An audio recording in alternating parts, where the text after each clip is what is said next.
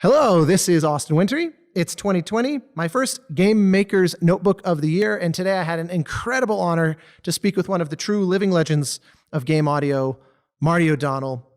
He, of course, is best known for the endless legacy of music for Halo and Destiny, and we go into extreme detail on all of that.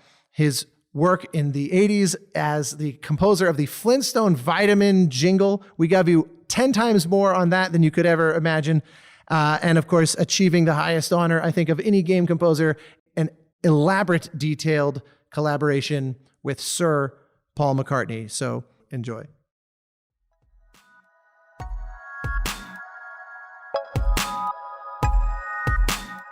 Welcome to the Game Maker's Notebook, a podcast featuring a series of in-depth one-on-one conversations between game makers providing a thoughtful, intimate perspective on the business and craft of interactive entertainment. The Game Maker's Notebook is presented by the Academy of Interactive Arts and Sciences, a member-driven organization dedicated to the recognition and advancement of interactive entertainment.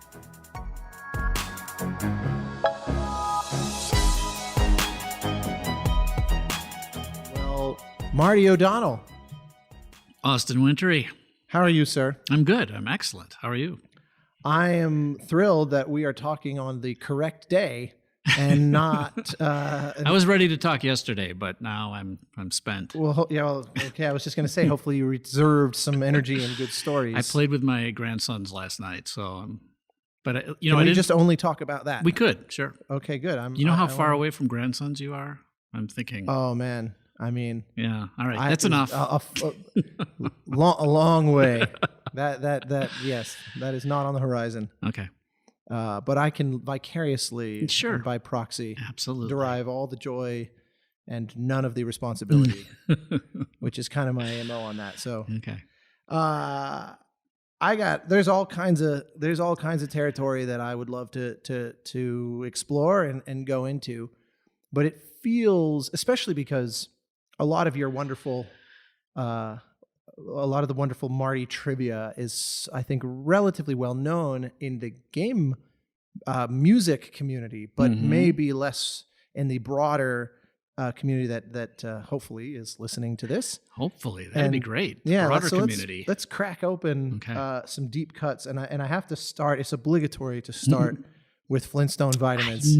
I saw that was going to happen. I knew. Well, sometimes when one has this sort of banquet of cultural lexicon to choose from, but I can frame it in a way that's hopefully interesting, because I know you've probably been asked a million times, but it's just so wonderful and novel because there's so many folks.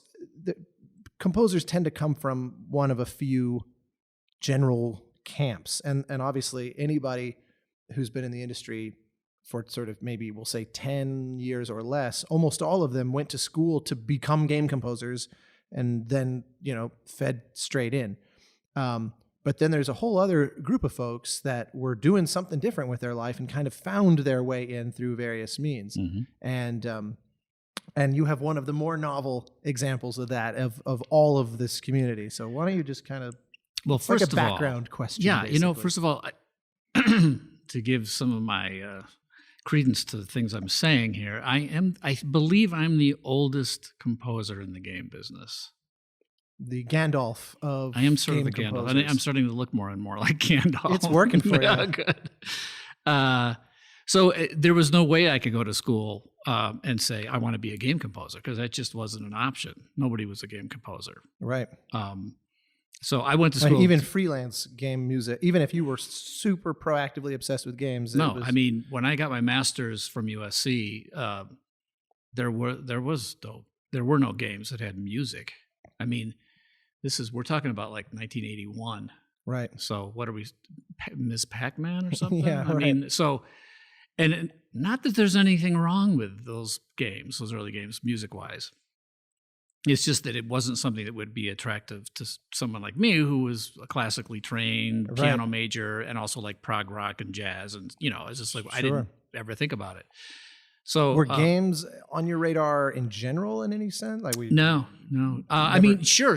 Actually, that's interesting. Were you a gamer? I was a gamer as much as you could be. So I was playing a game called Dungeon that was actually a friend of mine had on a, he managed some sort of mainframe at a pharmaceutical company, and they had this little text adventure thing that no one had heard of. It was a shareware thing called Dungeon, which turns into Zork. Wow. That becomes Zork. So it started, this is 1977 maybe? Yeah, I think it was like 77, 78. And he brought a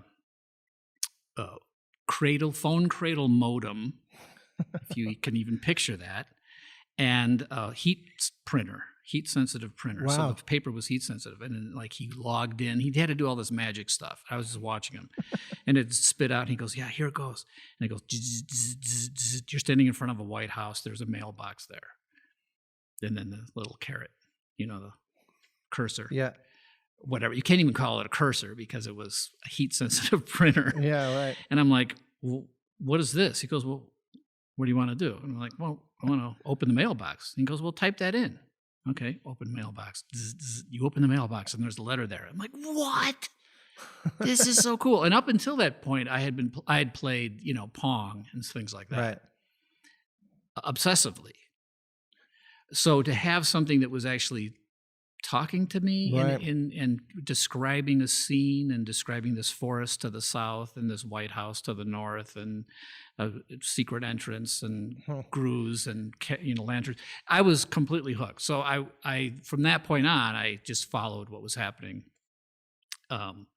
with the games that were available.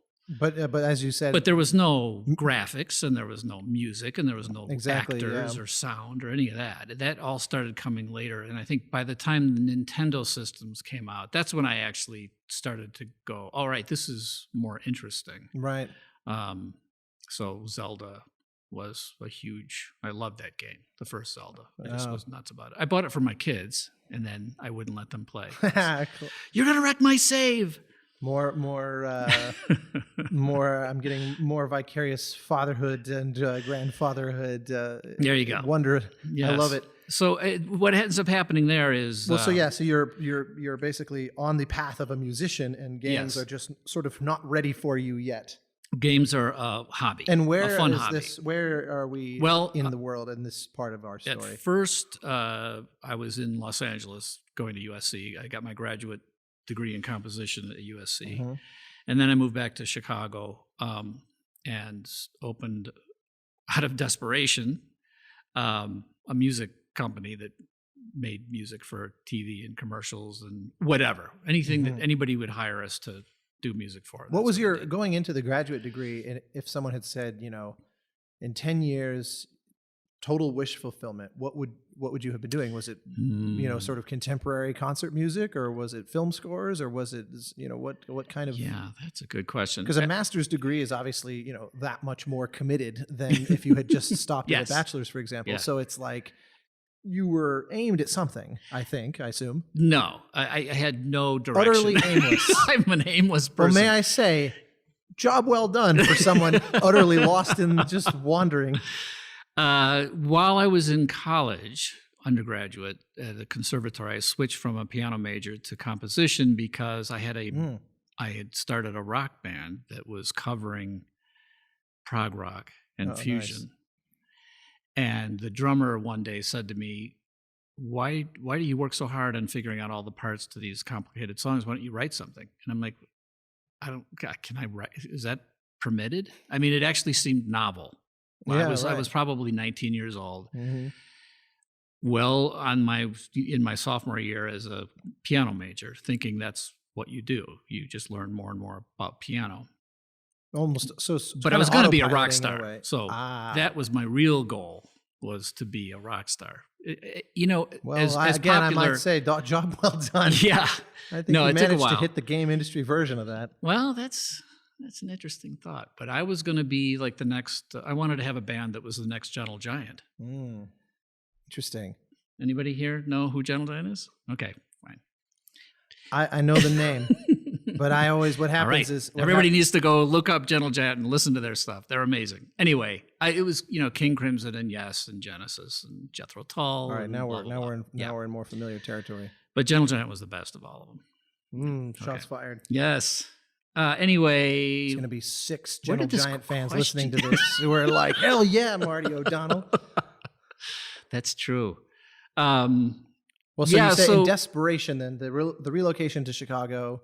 Yeah, Uh, actually the desperation sort of happened first. I got married after I got my bachelor's degree, Mhm. and then I painted houses for a year, and I was completely aimless at that point. I had a little band that didn't go anyplace, and I have no idea what I'm going to do with this weird music degree that had turned into a composition degree. I mean, the dean at the conservatory said, Marty, you've already into the first part of your junior year as a piano major. You don't have enough time to switch to composition and graduate. And I'm like, yeah, that's okay. I don't need to graduate. I'm going to be a rock star. So I'm only here to figure some stuff out. But I did I somehow figured out how to get a bachelor's in composition. And then a year of painting houses. And I thought, well, maybe I should just go get a master's. So I applied and I got to USC. Then I'll be really good at painting these houses. Well, I never stopped painting houses, by the way. Yeah? I was also a TA at USC because I had no money. But I didn't really have a thought. I thought, well, maybe because my father was a film director, I thought maybe I could be a film composer. And so I even took a course with In LA. I wasn't necessarily thinking it would be. I thought I would maybe move back to Chicago. Well, what I'm saying, was he working in LA? And No, part of he that was world? he was in the Midwest. He was in Okay, got Chicago. But I took a class with David Raxon, who's a legend. Yes, and that was amazing. I still love the fact that his first film gig was with Charlie Chaplin, and then I learned a bunch of stuff from David Raxon. So It's literally like the source. It's the first pass at film music that has existed. exactly.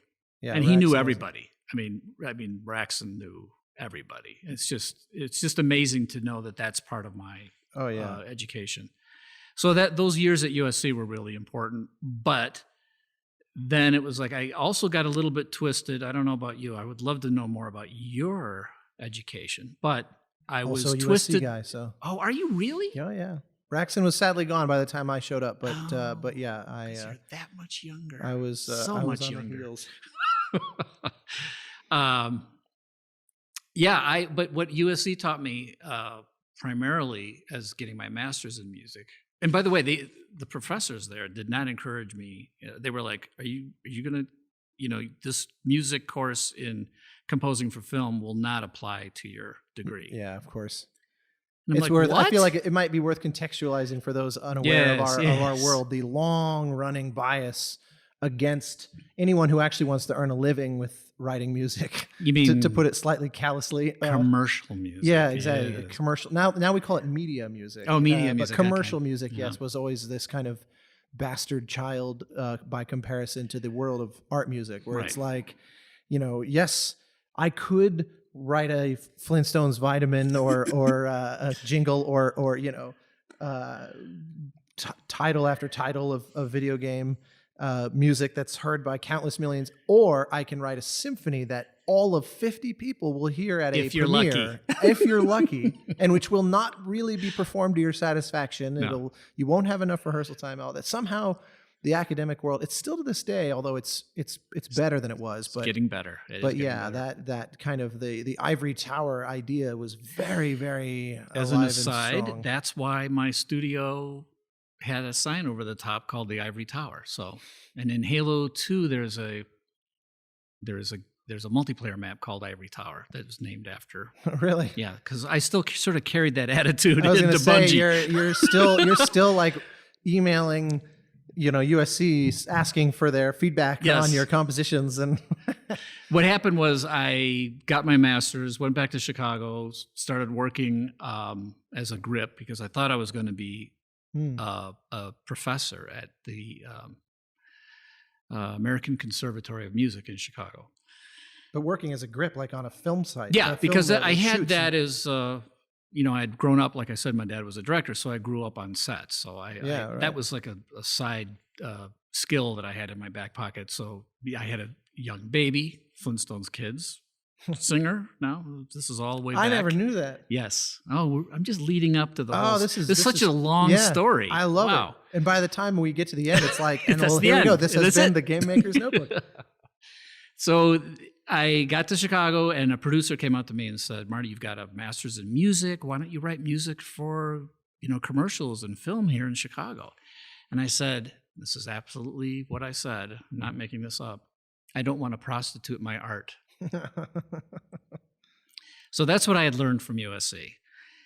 And what's the time difference between that and you saying, you know what? Less than 24 hours. Wow. Because the director of that very same shoot I was on came to me and said, "Hey, Marty, I'll give you $500 to score this film we're doing." I'm like, "Okay, I'll do it." I'm not kidding. Prostitution Literally. Cuts off at $400. Yes. And from there on, it's just earning a living. So exactly the reason I didn't want to prostitute my art is because no one had actually offered me money before. Right. I mean, isn't that just the quintessential sort of academic composer headspace, yes, though? Yes. When you're kind of insulated, everything feels very pure and feels very sacrosanct. And then as soon as there's a chance to earn a living, it's like, okay, to hell with that. And especially because, as we'll get to, there is actually no sacrifice of the art necessarily implicit in any of this. No, as a matter of fact, I think that's the key to my aesthetic, is that no matter what I'm writing for, I never want to violate just my own integrity in terms of like, oh, I need to copy this thing. Like even when I was doing commercials, I was like, well, okay, I got to score this Tidy Cat commercial, so I'm still going to take it seriously. And I did. Lush Gregorian Chant choir. No, it was a pretty goofy commercial, but I still wanted to do a good job on it, and I still argued about whether the oboe goes up or it goes down on whatever the claymation cat was doing. I mean, it's hilarious. But so fast forward a few years, and we're doing commercials. My friend Mike Salvatore had a studio in his basement. And that's, when I got the $500 offer, I went right to Mike. I said, "Hey, you want to split this? I need a studio to record. I don't even know what the guy wants, but I need a studio." He goes, "Sure, come on in." So immediately my price was cut in half to $250. And then we learned a few months later that we owed the government something. So I think my price was actually $133.33. Something not like bad. That. Yeah. Okay. So, but anyway, so fast forward to 1985. And now we have some clients, and we've established ourselves as commercial guys in Chicago. Quickly, just as a quick side note, then how quickly were you able to make this what you do? See, I'm trying to move forward. I'm only to 85, and you're pushing me back again. I know, exactly. I'm going all the way back to inception here. Okay, so that night, while in the amniotic fluid, what was in your mind? Okay, so the director says, "I'll give you $500." Mm-hmm. That night, I went to Mike's house and said, "Let's split it." That night, we had a Casio keyboard that somebody had left.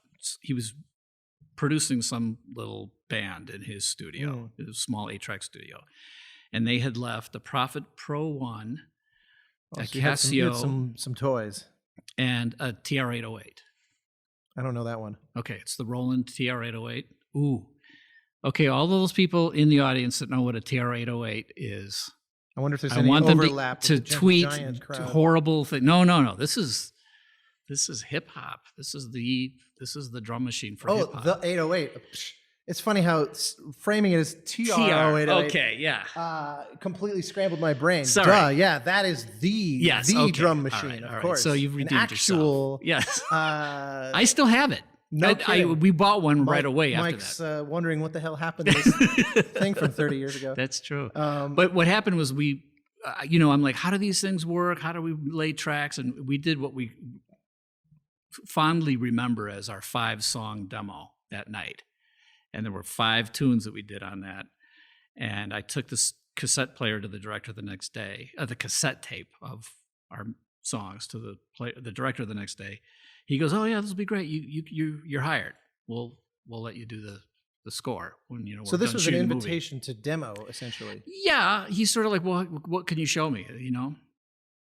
Meanwhile, there was this person who was a client for another project at the film studio that was for a Marshall Fields commercial. Marshall Fields is gone now, but it was a famous big store in Chicago. And the guy heard it, he goes, that's one of the songs. Was something else. We've been looking for something like this. This is unique. I'm not making this up. He says, can we buy this from you? Can we use this? And that very next Sunday, like we're only talking a couple days later, on the Chicago Bears TV game, I'm watching TV at home. Up comes the Marshall Fields commercial. Up comes the music we did. Okay. No voiceover, no sound effects, just music and visuals on TV. And I'm like, well, this is easy. So yeah, from the point I said yes to the point I'm watching my music on TV is maybe 4 days. Yeah. Then I said to Mike, quit your job. Normal. Let's go into business together. And eventually it took a few months for him to quit and decide he was going to do this. And then of course, immediately we had no work at all. Yeah, that was kind of my question, because there are a lot of composers that, they may get lucky kind of out of the gate, and then it creates this sense of, oh, I guess this is life now. Journey. And it's a very well, no, but that's the funny thing. Journey was on the back of Flow, which that's fraction right. of the people, but Flow was kind of like your story, where we met as students. I did Flow. It came out. It made the rounds. It you got really a lot are of attention. young, aren't you? Holy mackerel! Okay, never mind. One foot in the womb here. When we did that one, it came out, and I distinctly remember someone saying that I was the Brian Eno of games, which was hilarious because I came from a similar background as you. It couldn't be more of a bizarre thing. So but you should know, I played Flow, and I forgot that was your music. That was a beautiful game. Oh, well, that's very kind. It was born of total ignorance because I had no idea what I was doing, and it was just And of course, all the purists who were around me, I'm like, you guys got to see this game. It's so cool. I'm like, oh, that's not a game. Yeah, well, I'm like, what? I don't think that discussion is. I don't think that discussion's calmed down that much since then. But yes, it was our kind of our initial origins. But similarly, that was this amazing experience out of the gate, where we connected as students, and then just this kind of amazing turn of events happened with Sony, and it was suddenly on on PlayStation before I'd even walked out the doors at USC. But then the problem was that that's so cool. It was so kind of esoteric that it's not like the offers came flooding in the wake of that. So I had a similar kind of experience where I was really grindstone in all directions as much as I could. And Journey was years later, same developer, but years later, and then that did change things. But it was, there was this intermediary period of like, I'm kind of in this space of I've done stuff, but times are a little lean. Yes. So I relate. Yes. 4 days is a hell of a record to beat. Well, the 4 days to the first thing that made me feel like this is easy, and then months of like, oh my gosh, this is not easy. You got to really work your tail off and beat the pavement. They don't always just walk in the door and say, that's what I'm after. Yeah. The one thing we hit the industry, the commercial music industry, just at the right time, where this is like 1982, 83, where the traditions of jingle composers, believe it or not, that's what they're called in Chicago, and New York and LA, but whatever. That term has definitely faded, but I always knew it as that. Yes, we were called jingle composers, and we learned this as we went, because I didn't know the industry, neither did Mike, so we just got into it. But all the other jingle composers did the traditional, like, clients come into their little studio, they have a piano, and they go, dun, dun, dun, dun, dun, dun, this is going to be the French horns, boom, boom, boom, boom, put on the piano, and now the singers come in, and then it's all song and dance, old-timey style, right? Right.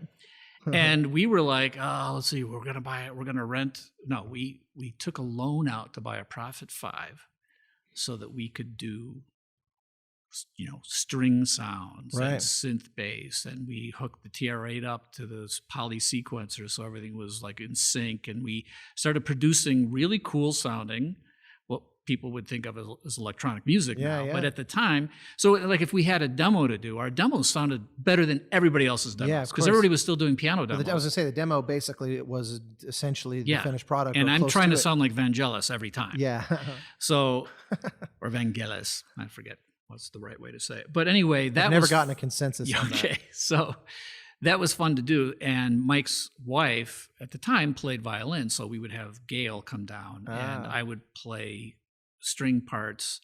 and then we would overdub her as one violin, and we would overdub her like 20 times and submix and do all this stuff. So our stuff sounded great. And to the point where one of our clients early on, they were like, wow, I love your idea. This is going to be wonderful. Now, what are you going to do for the final? And I was like, okay, this is a word I hadn't heard before. My ears sort of pricked up. I'm like, oh, well, we're going to do a whole bunch of other cool stuff. Yeah. But I realized that, like, because of course I was thinking this is the final. Right, exactly. I got nothing. So we learned quickly that there's still in the commercial business, there's still this sort of demo stage, and then, you go to the next level. Right. So we started working with live musicians and other people other than just me singing. Yeah. And so when did this become a sustainable life for you, where it really, that you had that initial window? And by the time we get to 1985, I think you're okay. Sustained, so then we had moved from the suburbs of Chicago. We had opened up a little office in Chicago and brought our equipment with us. So we had this little studio downtown. We were in the Streeterville recording studio building.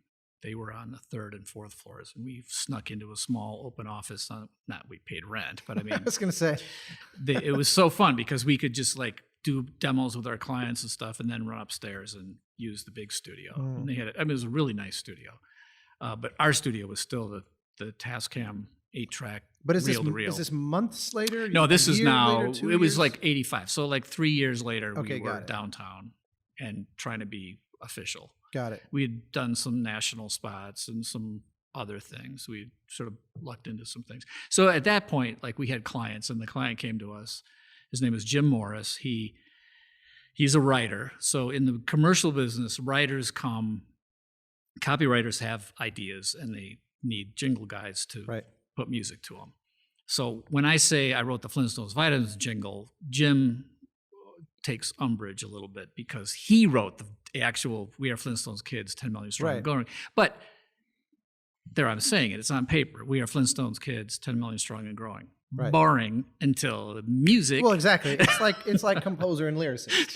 Exactly. I mean, it's. But he was actually a friend. He's a cool guy. I still talk to him. Is he bringing you back for the sequel? The Flintstone Vitamins. The sequel. Assembled. Well, we did so many of those commercials, but the very first one, he said, "Look, I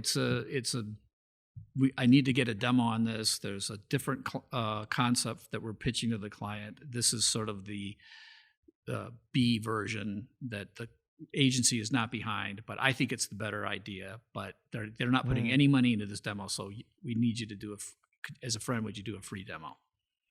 And so we did. We did it in our little studio, playing the piano, me and Mike singing this thing, which was horrible. I mean, just horrific. But it was like, hey, we got to do it for free. Like, at this point, we're getting paid for demos, right? So I was like, well, we'll do this free demo. And we didn't try very hard. And Jim came and listened to it, and he was like, gosh, thanks. That's really appreciate it. I know I didn't have any money, so thanks for doing this. And then I remember thinking and talking to Mike, it's like he was not happy with that. And I'm not happy with it. That was bad. We need to do this again. We need to get kids singing something. We need to write a new one. And Mike's like, what? We did it for free. What are you talking about? I'm like, let's go to a better studio, get a better piano. Let's get your daughters. At that time, Mike's daughters were like 6 and 4 or something. Perfect. 7 and 5, I forget. And I said, let's get them to sing it. So Mike went home and wrote one, and I wrote one. We compared it the next day. So I'm going deeper than anybody knows. This is the definitive. Okay. No one will ever have to ask you for this story again. It's amazing. We're going to do 2 episodes. It's going to be about game industry, and then there's going to be like this bonus Flintstones history. So I drove over to Mike's house. Lisa and Jana, his daughters, were standing there, and Mike says, okay, I got him. He's got his guitar. And they started singing this jingle. I'm like, oh, yeah, that's good. That's pretty good. I said, but let me show you mine. And they had a piano there, so I played it on the piano and I sang it. And Mike's like, oh, Marty, I think this got too much syncopation. It's going to be hard for the kids. I'm like, Lisa, Jana, we are Flintstones kids, 10 million strong and growing. And boom, they just repeated it instantly. And I'm like, okay, Mike, I rest my case. Plus, then I pulled out my USC. You subsequently disowned them. Yes, I pulled out my USC training on him. And I said, look, the high point of your melody is 10 million strong and growing. It's like 10 million. The highest point in your melody is lion. It's horrible. Mine is 10 no one million in history strong. remembers a yun high point. That's a challenge. And so he goes, yeah, you're right. We'll do your version. So we so both funny. did one, and mine won because I pulled out a composition theory. Well, the thing. lost Mike Salvatore Flintstones vitamin is something else we got to find. We dig should. I don't think we ever recorded it, but that's too bad. So what I love about this, so then just the tail end of that, then you re-recorded it. Yeah. You took it back to him kind of Yeah, he unprompted. he was like, oh my gosh, I'm so glad you did this because I wasn't going to play that horrible thing you gave me for free. But now this is so much better. And he became the star of the agency at that point because they showed this other big, concept to the client, and the client like, no, we like that 10 million strong thing better. And then they went with that, and there are still some version of that going on today. Oh, which I don't is doubt it. ridiculous. I don't doubt it. So here's what I love about that story, and to kind of keep it, to wrap it back to sort of the general themes of what we talk about here. There are a lot of composers, and you must have met, hundreds or thousands of like students and people like that over the years, and I've had my share of those kinds of conversations also, and I'm always interested to hear a story that has a wonderful sort of lesson into it. And in particular, this one, a subject that comes up all the time is on the notion of when you do things for free or not. And there's this kind of current that I see more and more of people saying, like, it's just wrong. It's immoral. It's predatory on the part of the producers. They are using us. They hate us. They're vultures.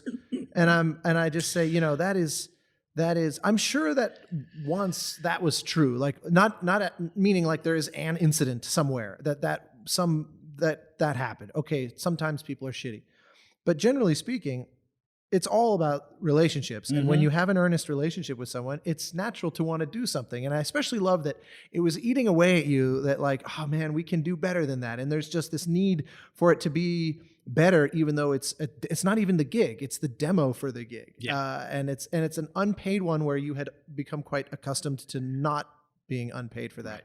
But look at what that led to. It's a really good lesson, and I took it to heart at the time. I thought, oh my gosh, if I hadn't listened to that little inner voice, we wouldn't have gone back to redo it, and we wouldn't have gotten this jingle that ended up like it's also an ASCAP registered piece. So it's still in your statements. I sang with the kids from the very beginning. Oh, smart. And so Screen Actors Guild. Yeah, I was going to say, then Mike's daughters, my daughter, who lives here in Las Vegas, was the girl who ended up, when she was 5, she came in and did "And Growing" with just this slight little, almost like she had a cold, and she was really cute. And she ended up being the one that the clients liked.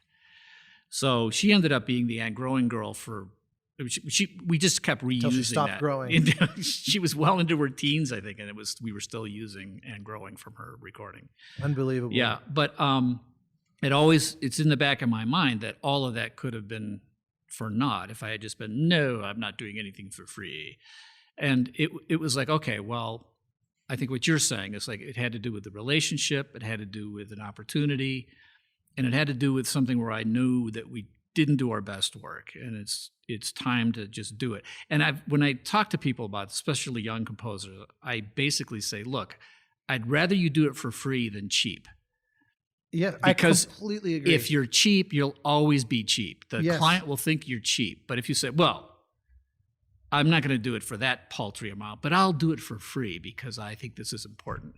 I mean, it's better because then you can be higher priced later. Yeah, and it also it goes from being a very low end professional arrangement to be cheap to then when it becomes free, it's now a personal exchange. Yeah. It becomes this is something happening between us, which is very different in tone and potential, I think, Yeah. than just like, well, look, my rate is $100, and meanwhile, person over there, it's $20,000, and it's like one makes you big and the other one makes you small in some sense. And I think free doesn't make you small. Totally agree. And Yeah. what I also love is that you were not. You were well into your career, that you had a few years of experience, because there's often this story or variations of this end up getting framed as, okay, well, yeah, when you're a student, you do it for free, or when you're just getting started, that makes sense. But I love that you had reason to reject this professionally on paper, but the person, the human, said, I don't think so, and that the career took a wild turn as a result. I just think that there's just so much to take away from that. That's so valuable, and people really need to hear it, because I see seemingly daily, I see this notion of this very reductive black and white take that makes it sound like if you do a favor for somebody, or if you just want to do something, if you just see something and you're like, I just want to be a part of what you have going on here. Especially, I think, in today's game development environment, the tools are out there, and you got to cut your teeth on the tools anyway. Absolutely. And most composers are probably not game designers, but they probably, especially when they're young, they probably have friends who are playing around with Unreal or Unity or doing something more than ever, I would think. And those people need someone who has knowledge and some chops that have to do with music and sound. So work with your friends, because your friends turn into something later. Absolutely. It's not to be manipulative or take advantage of things, but like that's the way things work. The way I always frame that is, I say, go out and just genuinely make friends with people, because the worst case outcome of that is you have a friend.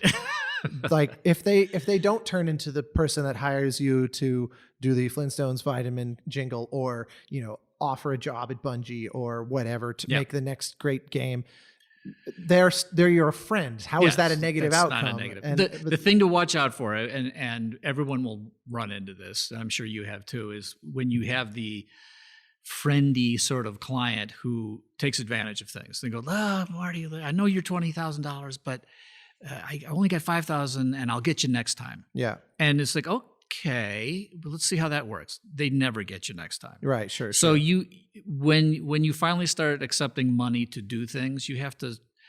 You don't have to draw a line in the sand, but you have to realize that whatever you are charging, or whatever you are getting, whatever you are willing to accept, make sure that at some point at 2:00 in the morning, and you're still struggling to get something done, and you're like, doggone it, we're not getting paid enough for this. Yeah. If you feel like you're not getting paid enough for it, you shouldn't do it. Yeah. And it's the people. The people who take advantage of that, we'll get you next time. They never get you next time. Yeah. No, it's true. That's also a good lesson. Some people kind of, and I can honestly, I can even empathize a bit with their perspective of like, if the quality has come in consistently on that budget, it becomes difficult to justify going and finding more when you've kind of already got everything you need. Yeah. Mm-hmm. So it's like, it becomes a balancing act. And obviously the more personal the relationship, often the easier to be able to be candid and say, look, I know we've been doing this at sort of 25% the rate. How can we address that? Exactly. And the people that really care, they tend to say, you know what, you're absolutely right. And I'm going to ask you something now. Have you how much are your clients mostly kind of in the smaller indie side of things, or do you have? Runs the gamut. Okay. It runs the gamut. I've certainly done a lot of those, but even then I've done a handful of the so-called AA or AA or whatever. Okay. Kind of games. Okay. Yeah. I've worked on games where I had bigger and more elaborate recording sessions for a game that had overall a smaller budget than XYZ, right? More sort of typically AAA, but I've worked. Yeah, it's been the range. Sure. But you haven't including the absolute. Let's just make a game together. No one's getting paid. From that all the way up to like Assassin's Creed, where it's the hard opposite of that. Okay, so that's what I was wondering. But you were freelance still, right? You've always been freelance. I've never. Yeah, exactly. I've never even. The closest I ever came to flirting with that was I got a call once after Journey came out. I got a very nice call from, you probably know Mike Moraski at Valve, and he was like, "I'm just curious, kind of what your deal is, because we didn't know each other. He just reached out, and I was a big admirer already of his, so I was very thrilled to be talking to him. But I said, I can't imagine myself ever having a desk job or a staff job or anything like that. I would have a hard time conforming to what's needed for that. I think my process is very driven by sort of curiosity, and that's a little now there probably are. I have friends who make that work amazingly, and God knows that the body of work that you have, I would never have guessed that the things I attribute to a staff job or an audio director type position that I would have assumed are limiting, your work doesn't seem to indicate that. But obviously that's what we're here to unpack. So. Yes, and you need to know that I invented the term audio director. So, well, let's. I think I'm almost ready to get out of 1985. Yes. So let's, because around the mid 90s or so was when you first dipped your toes in the game. What happened, and I had a friend who had a radio show in Chicago, and his son, so my friend knew that I had a recording studio in Chicago. At this point now we're early 90s, and we were pretty well established. We were just off Michigan Avenue. It was a big deal. Yeah. And so this friend of mine said, "Oh, I have my 18-year-old son is coming to visit. He would love to see your studio. He likes music. He's about to start at the University of Washington. And could you show him the studio?" And I'm like, "Sure, of course, Dick." His name is Dick Staub. And so his son came to visit, Josh Staub. And he was 18, and he came to my studio downtown. I was showing him all the stuff and all the gear and how it all worked, and he thought it was cool. And then he saw that I had on my shelves some computer games. And he said, "Oh, you like computer games?" I'm like, "Yeah, actually, it's sort of a hobby. I love computer games." And he goes, "Yeah, well, I just spending the summer working with my friends who make computer games." And I'm like, "Oh, where is this again?" He goes, "In Spokane, Washington." And I'm like, "Oh, okay, Spokane." I'm like, 18-year-old kid, friends in Spokane make computer games. I completely thought it couldn't be much of anything. Yeah. And he said, "Well, I have a beta version on a CD-ROM." And I'm like, "Oh, well, come over to my house tonight." So he came over to my house, put the CD-ROM in, and up comes, well, it didn't come up right away. He actually had to call this guy on the phone and say, "What do I type in to make it work?" Oh, it's like you have to do a special code for HyperCard so that Myst could come up. So a beta of Myst in my house before anybody in the world saw it, basically. And it came up. I heard the music. I heard Robin Miller's music. I saw the sound. I saw the visuals. The sound design. I played it. Josh was sitting next to me, and literally for the next 6 hours, I just ignored him and just played. You're like, "Just here's the keys. Here are my credit cards. Take care of yourself. You're on your own. Do what you need to do." But he actually really enjoyed watching me play. At least that's what he tells me. And he's an Academy Award-winning lighting animator, producer at Disney, and is at Disney now. And he's probably old. I'm sure he's older than you. So there you go. What was his role going to be with Myst at that point then? Well, he was just at that point. He was just sort of helping his friends, his older. But like on the art, friends. Like if he was. Well, he was an art guy, and he knew computers pretty well. But he was, as an 18-year-old, he was just sort of play testing for them and helping them sort of do some stuff. At the time, I think he was also helping them do the colorized version of this game called Spelunks, which very few people know about. It's a Cyan game. It's from Cyan. It's actually a fun game. I wish they should bring that back. But anyway, we'll give him a call. Tell him I got a job for you. Yeah, he called me like a month later, and he was about to start at the University of Washington. And he said, "Hey, Marty, I just wanted to tell you that I'm about to start school, but my friends Robin and Rand called me, and they want me to come work for them full time." And I said, "On what?" He says, "Well, on the next game that they're doing, the sequel to Myst."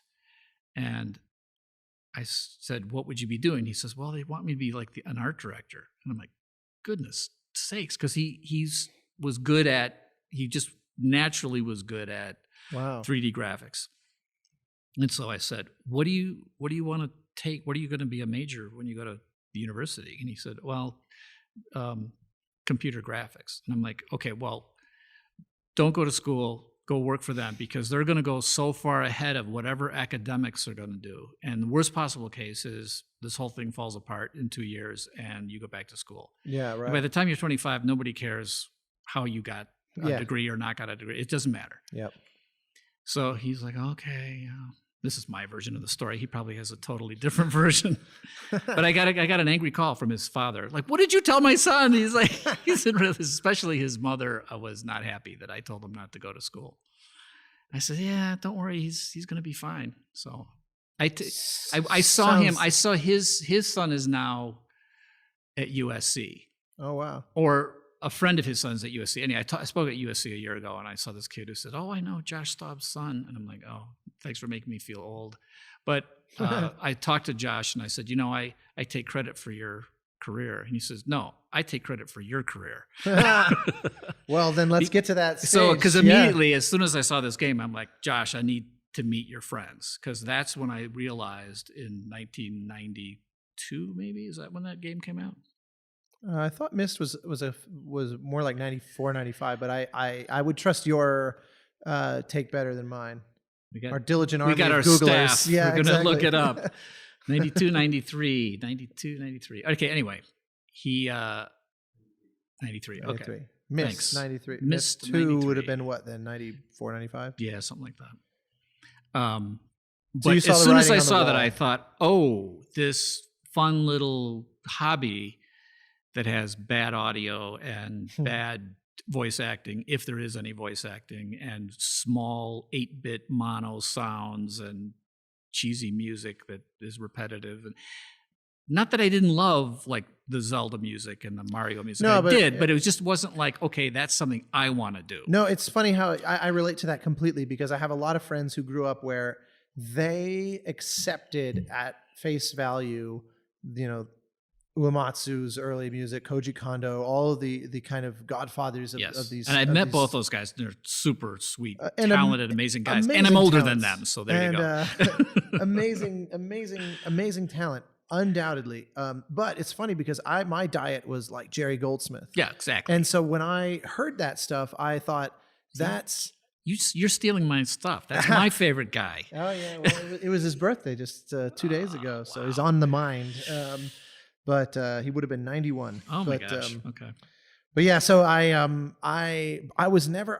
It took a long time for me to be as impressed as a lot of my friends with the early 8-bit, particularly in 16-bit even music, because I was actively comparing it to like the London Symphony at Abbey Road, right? And so to me, it just lost the arms race. Yeah. And I had a hard time appreciating what was below the sound of it. Yeah. And now I can look too. at it and say, there's some genuinely brilliant writing there. Oh, but I had a bias totally for sure. Mm-hmm. And so I think so when you're seeing that potential, though, right at the turning point. Yeah, it's CD-ROM right when is becoming a thing. And I saw that they were approaching games, sound design, story, and music a more cinematic approach, not a linear approach. It was still this nonlinear medium, which was really cool, but they took this stuff seriously. So there wasn't levels and there wasn't level music that was repetitive, and it was very scory and it was very atmospheric, and it was like, okay, wait a minute.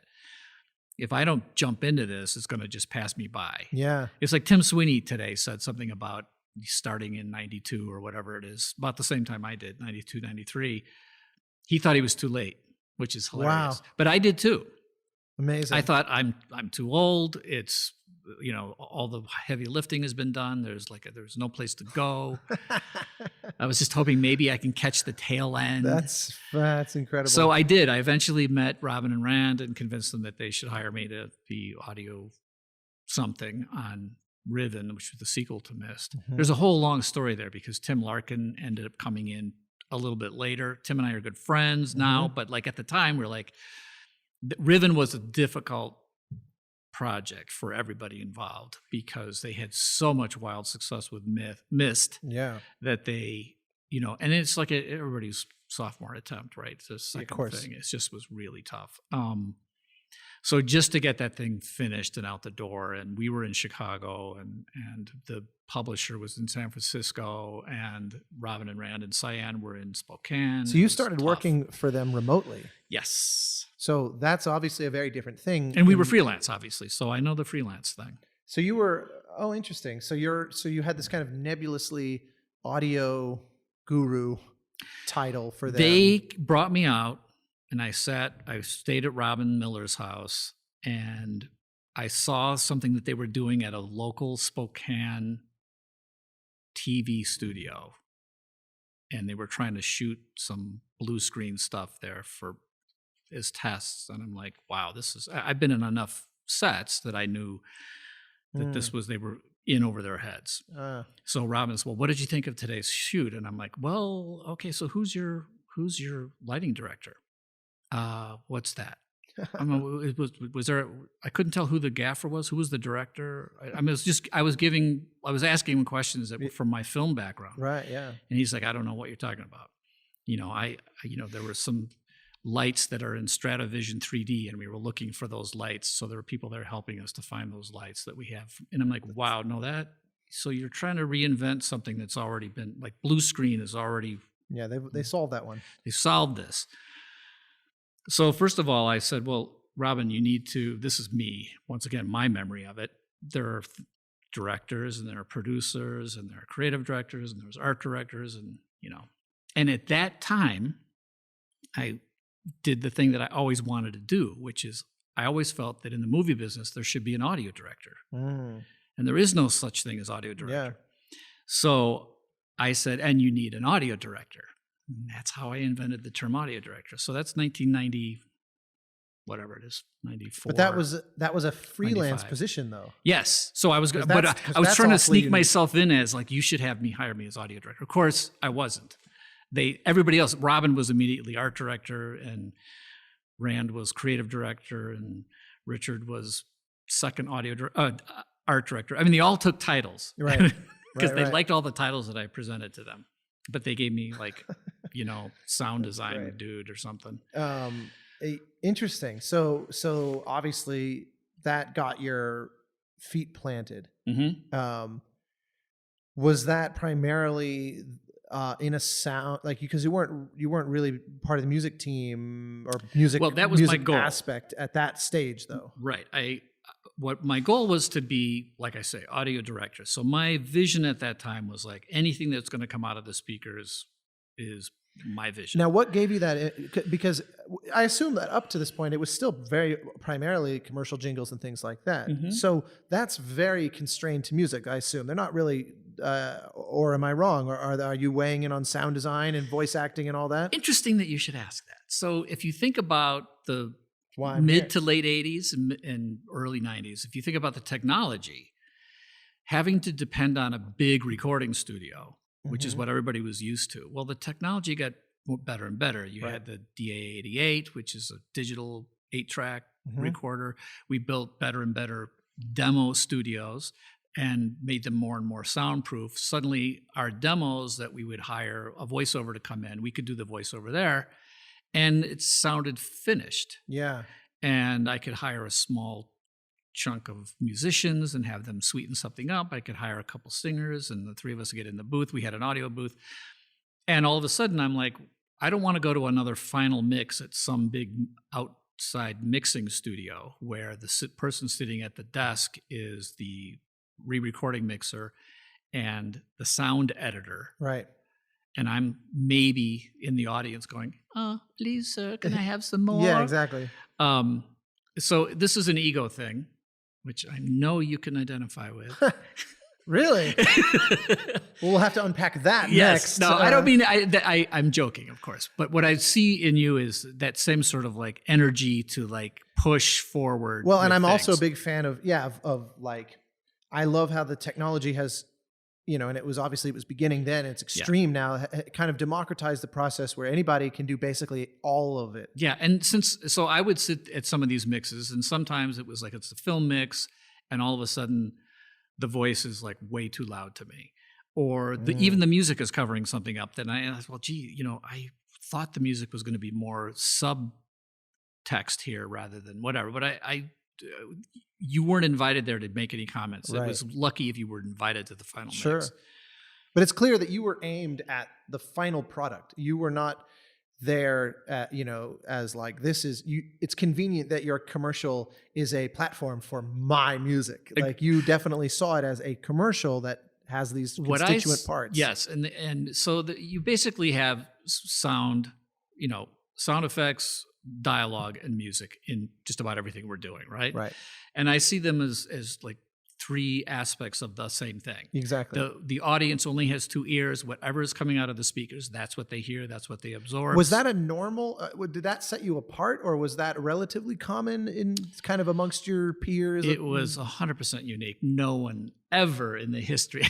I mean, well, I don't know. I didn't have a lot of conversations. Most people who had been around the business for a while, they were just like, no, why are you fighting this? This is the system.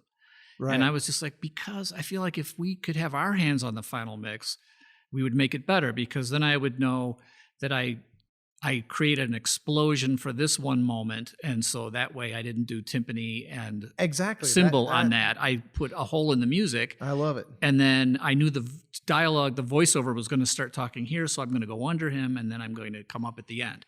Whatever it is, I had a vision for, like, it's an audio thing. Yeah. And I want to be in charge of that. I want to be the audio director of anything that I'm doing. But in the commercial and film world, I could not be an audio director. There was no place for it. So I thought, well, here's this new medium called games. This lighthouse basically calling to you. Maybe I could pretend like this is the way it's done and just slide into that role. So that's I love it. Basically, it's like the Old West of walking into a town and declaring yourself a sheriff, because they have never heard of such a thing. And so you're like, well, that's just, I was sent from the big city out east, and that's the job.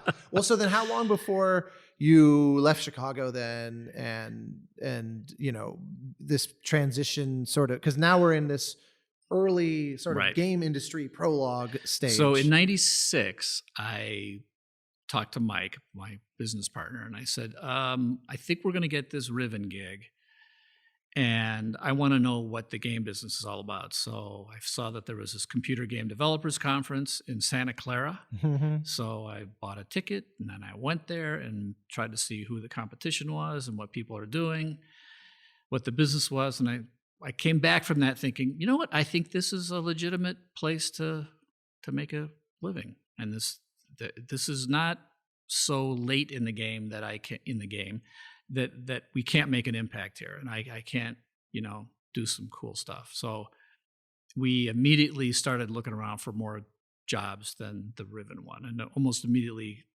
ran into Bungie, who was right down the street, believe it or not, in Chicago. And I never knew that. Yeah, so at the same time I'm working on Riven, we got the job to work on Myth: The Fallen Lords. And on Myth: The Fallen Lords, they made me audio director. Now, was that the same thing? Were you convincing them of a need that they didn't know they had? Yes. Well done. But on that one, I thought I was going to be more involved in the music on Riven, and I went to Robin's house and I showed him some new gear. They were so successful on Myst, he could buy anything he wanted. Mm-hmm. So I sort of helped him, get his home studio set up. And then I kept thinking at some point, we're going to collaborate on the music. But Robin was just, he waited so long, and it's just like, no, sound design, you can do that. But, he wanted to own the music, and that's fine. Sure. That was great. But immediately as I'm working with Bungie, they're like, yeah, we need you to do music. And we think we don't know how to hire voiceover and, sound effects and implementation and the whole thing. I had the whole thing right there. So actually, Myth: The Fallen Lords was really my first full game where I was like the audio director on all aspects of the audio. Yeah. And that came out the same year, believe it or not, 97.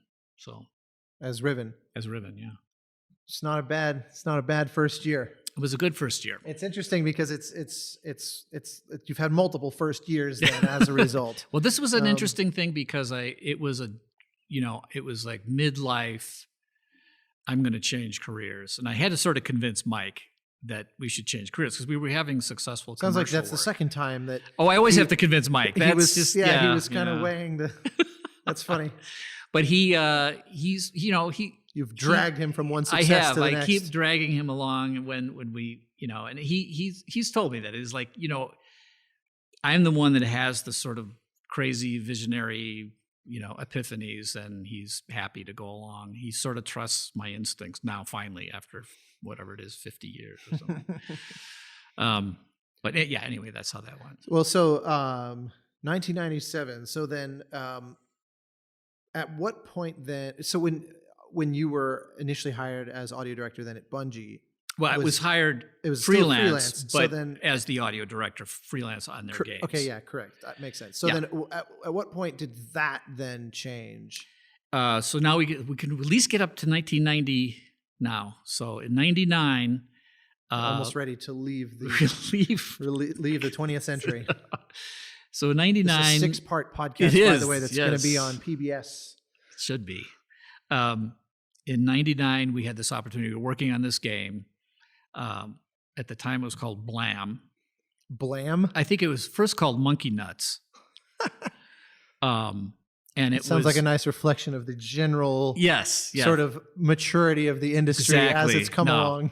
No, I used to walk into Bungie. There were literally, I think this is, in the late 90s, there were probably 30 people working there, 32, 33, something like that. And it was always like walking into someone's college dorm after a bad weekend. I mean, it's just like sweat socks on the floor, an empty pizza box, almost empty pizza boxes, and a certain smell permeating throughout everything. Very charming.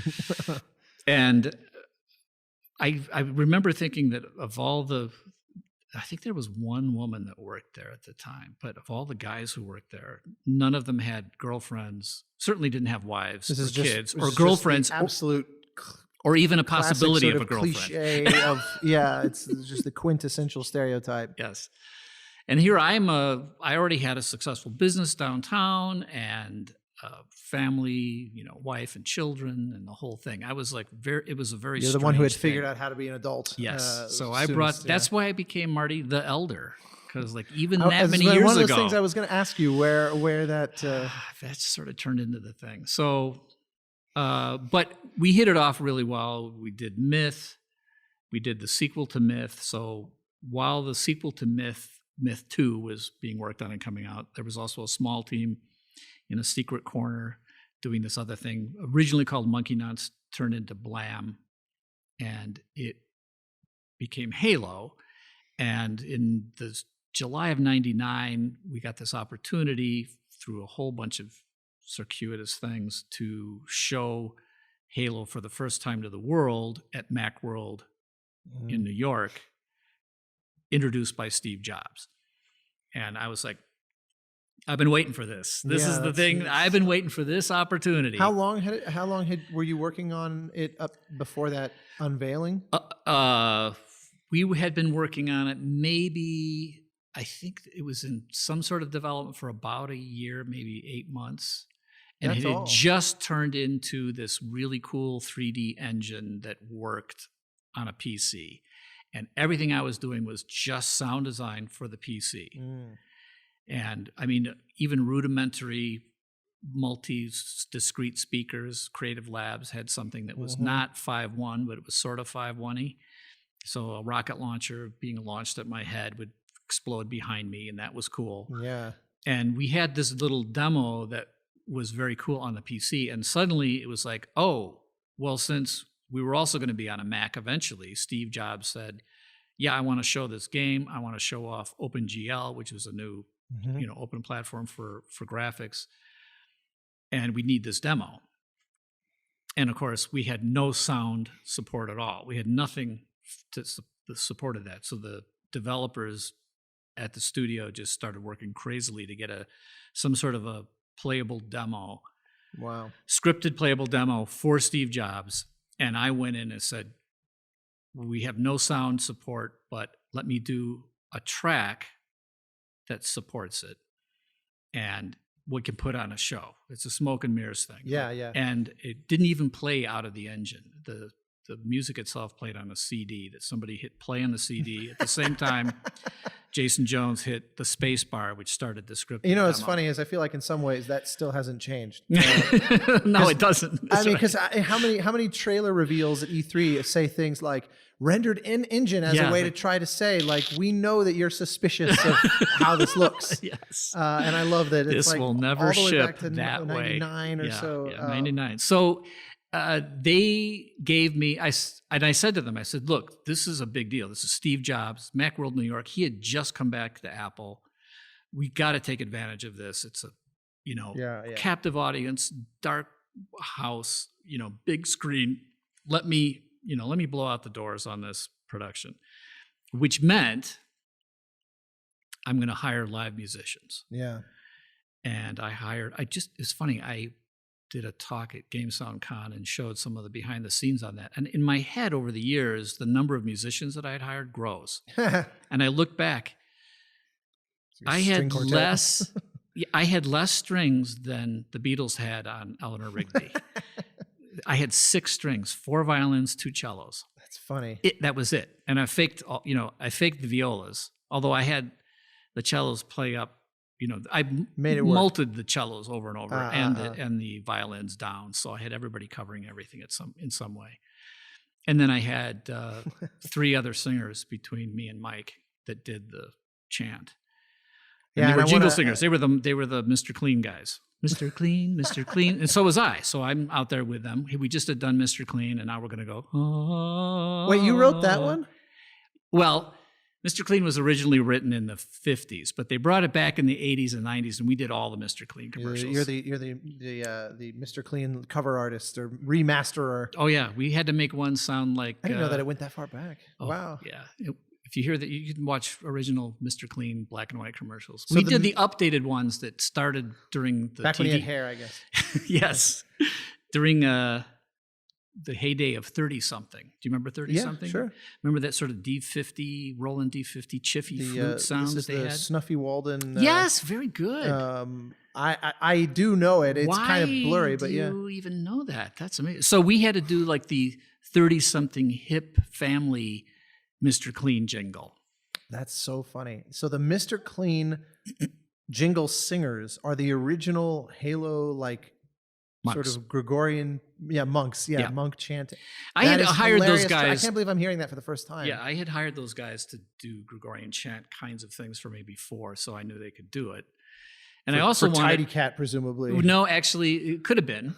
Now that I think about it.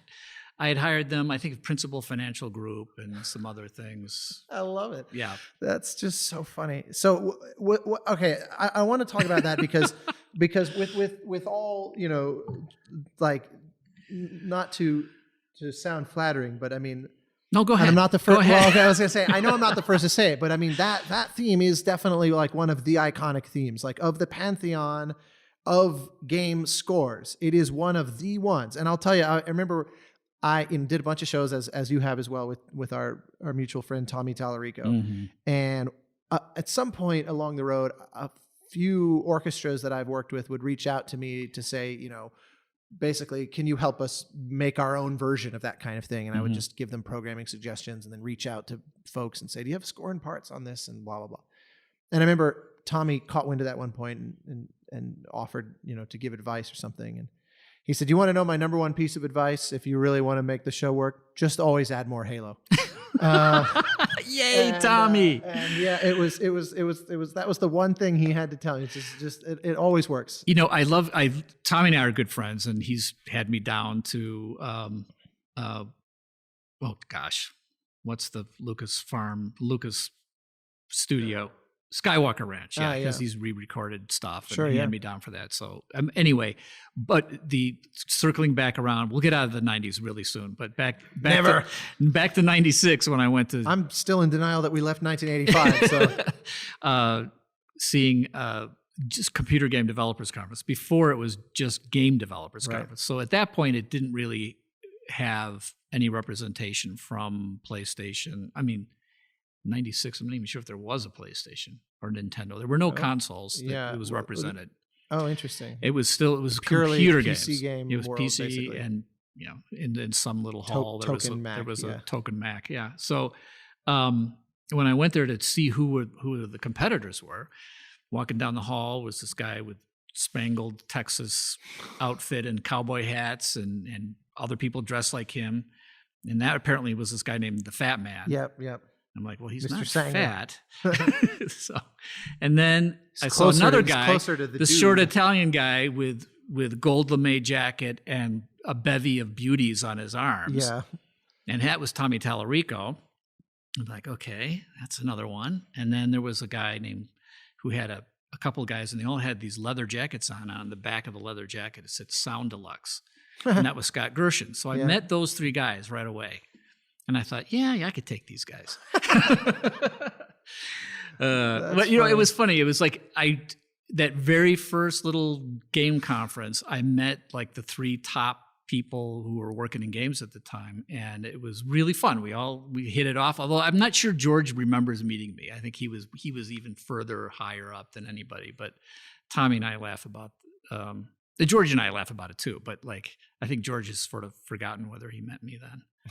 But it was interesting because I thought, well, even if they're always going to take the top gigs, I think this industry is going to grow big enough that I'll find room for myself in here. So anyway, that's Tommy coming around. I love it. Well, so yeah, the Tommy correctly said, always add more Halo. So I just want to know where this theme came from. I'm sure you've done a million interviews where you were asked this, so forgive me for hitting the rudimentary meat and I'm shocked here. You haven't just listened to all of my interviews. Well, it's I'm sure I have. The question is, have the listeners of this podcast? So walk us through. I mean, the obviously the monk, the kind of Gregorian chanting, that was very novel, and also just from a production standpoint, that's right at that turning point where it was starting to show glimpses that maybe these things are going to be recorded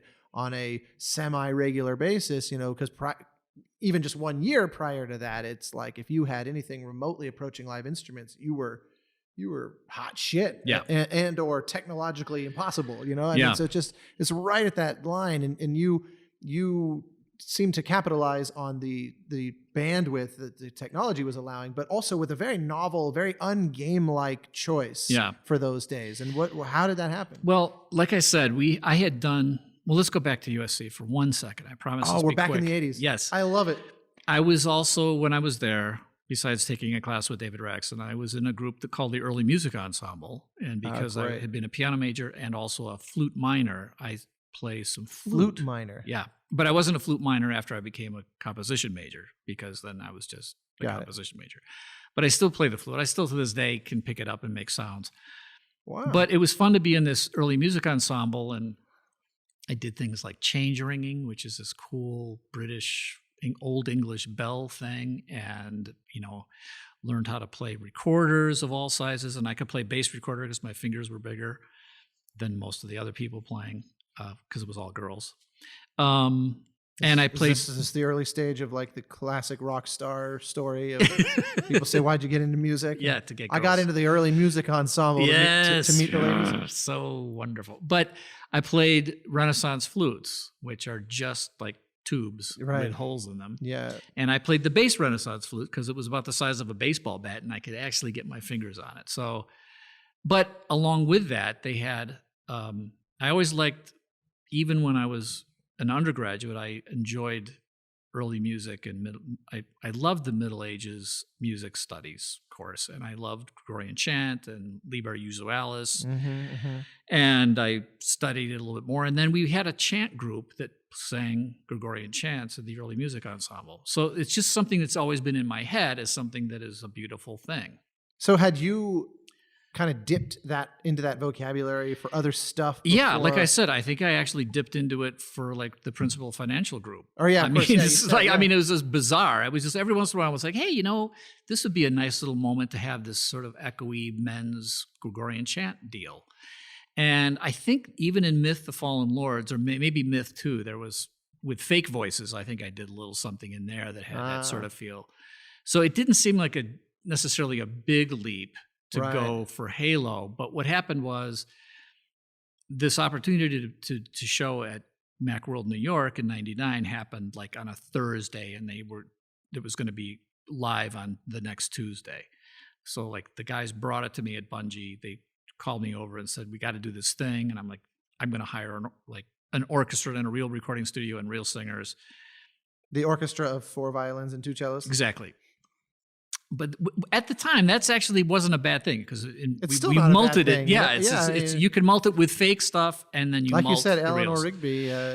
You don't need much. That's right. So anyway, I said, okay, well, what are we trying to do? And it's like I remember Joe Staten, who was the writer at the time, and he was going to script this demo. He just said, I said, how long is it going to be? He goes, it's 2 or 3 minutes.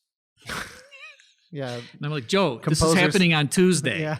I'm going to be in the studio 5 to recording 10. on Monday. Can you give me anything closer to that? He goes, no, 2 to 3 minutes. So like, I had no idea. So I had to make something. I had to write something that I knew was exciting in the middle and sort of smushy on the ends. So in case I had to shorten it or lengthen it, I could do it almost in the studio. Sure.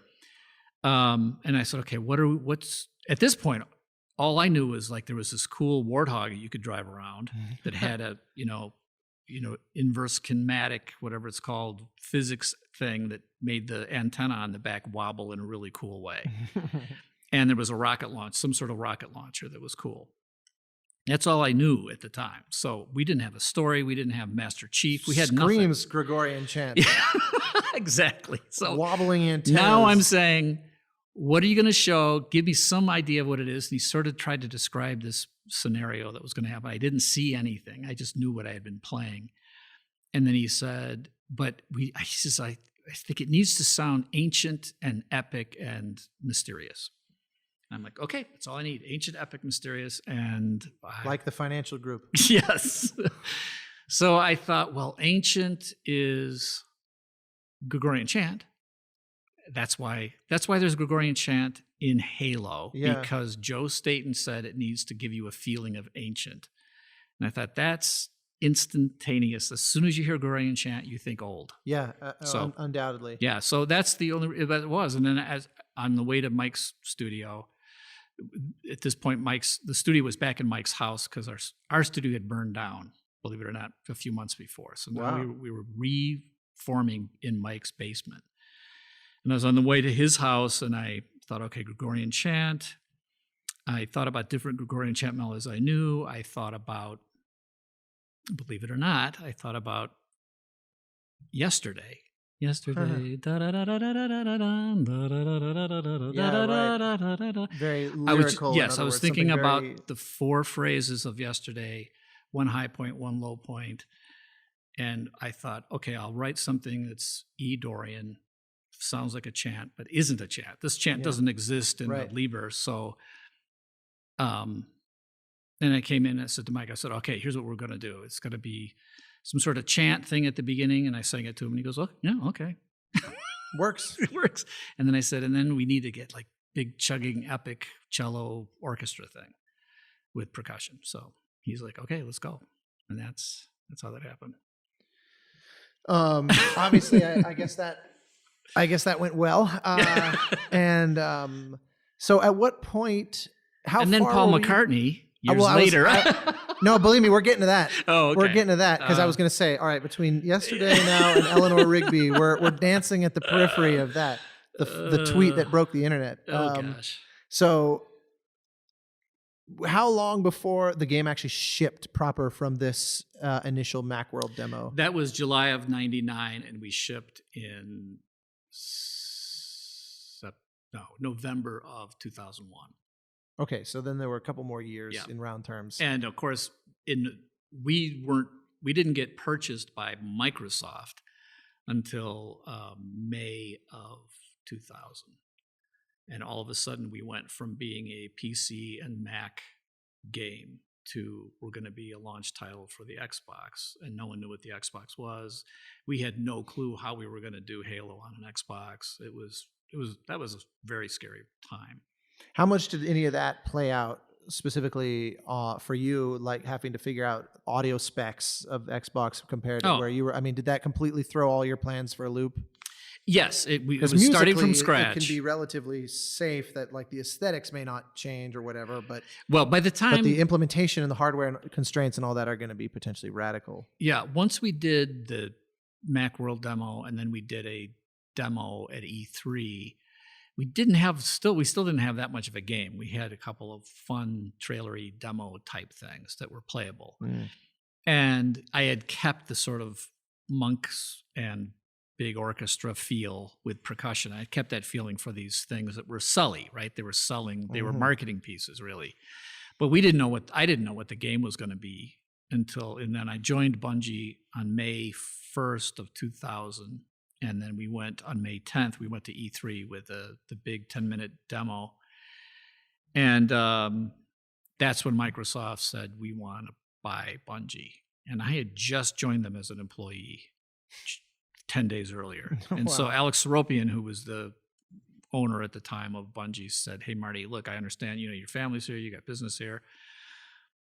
Because Mike was still running O'Donnell Salvatore, the commercial studio. And I said, Mike, I'm going to go full-time with Bungie, but I'm not moving. I'm still doing all my work in the studio that we built, because we built another studio downtown after the fire. So he's like, yeah, okay, I'll run the commercial side. You can bring in all the game stuff. And I'm like, well, I'm going to work for Bungie full-time. And because they had 2 big games in the hopper at the time, and I just couldn't do it freelance anymore. Right.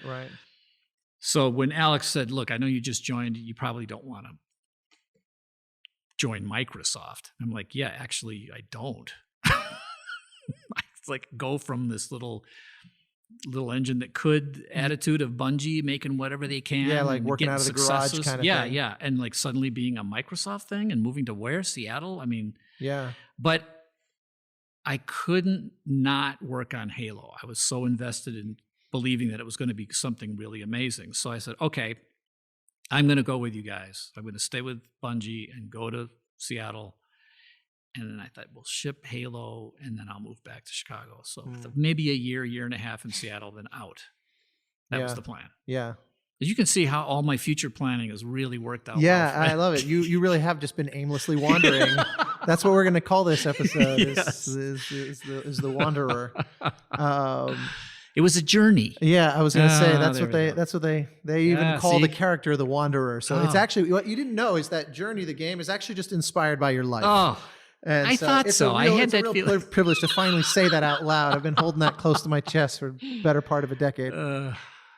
So clearly, obviously, Halo, comes out, and the music is a central part of its success. I mean, it just is. And that's what you say. Thank you very much.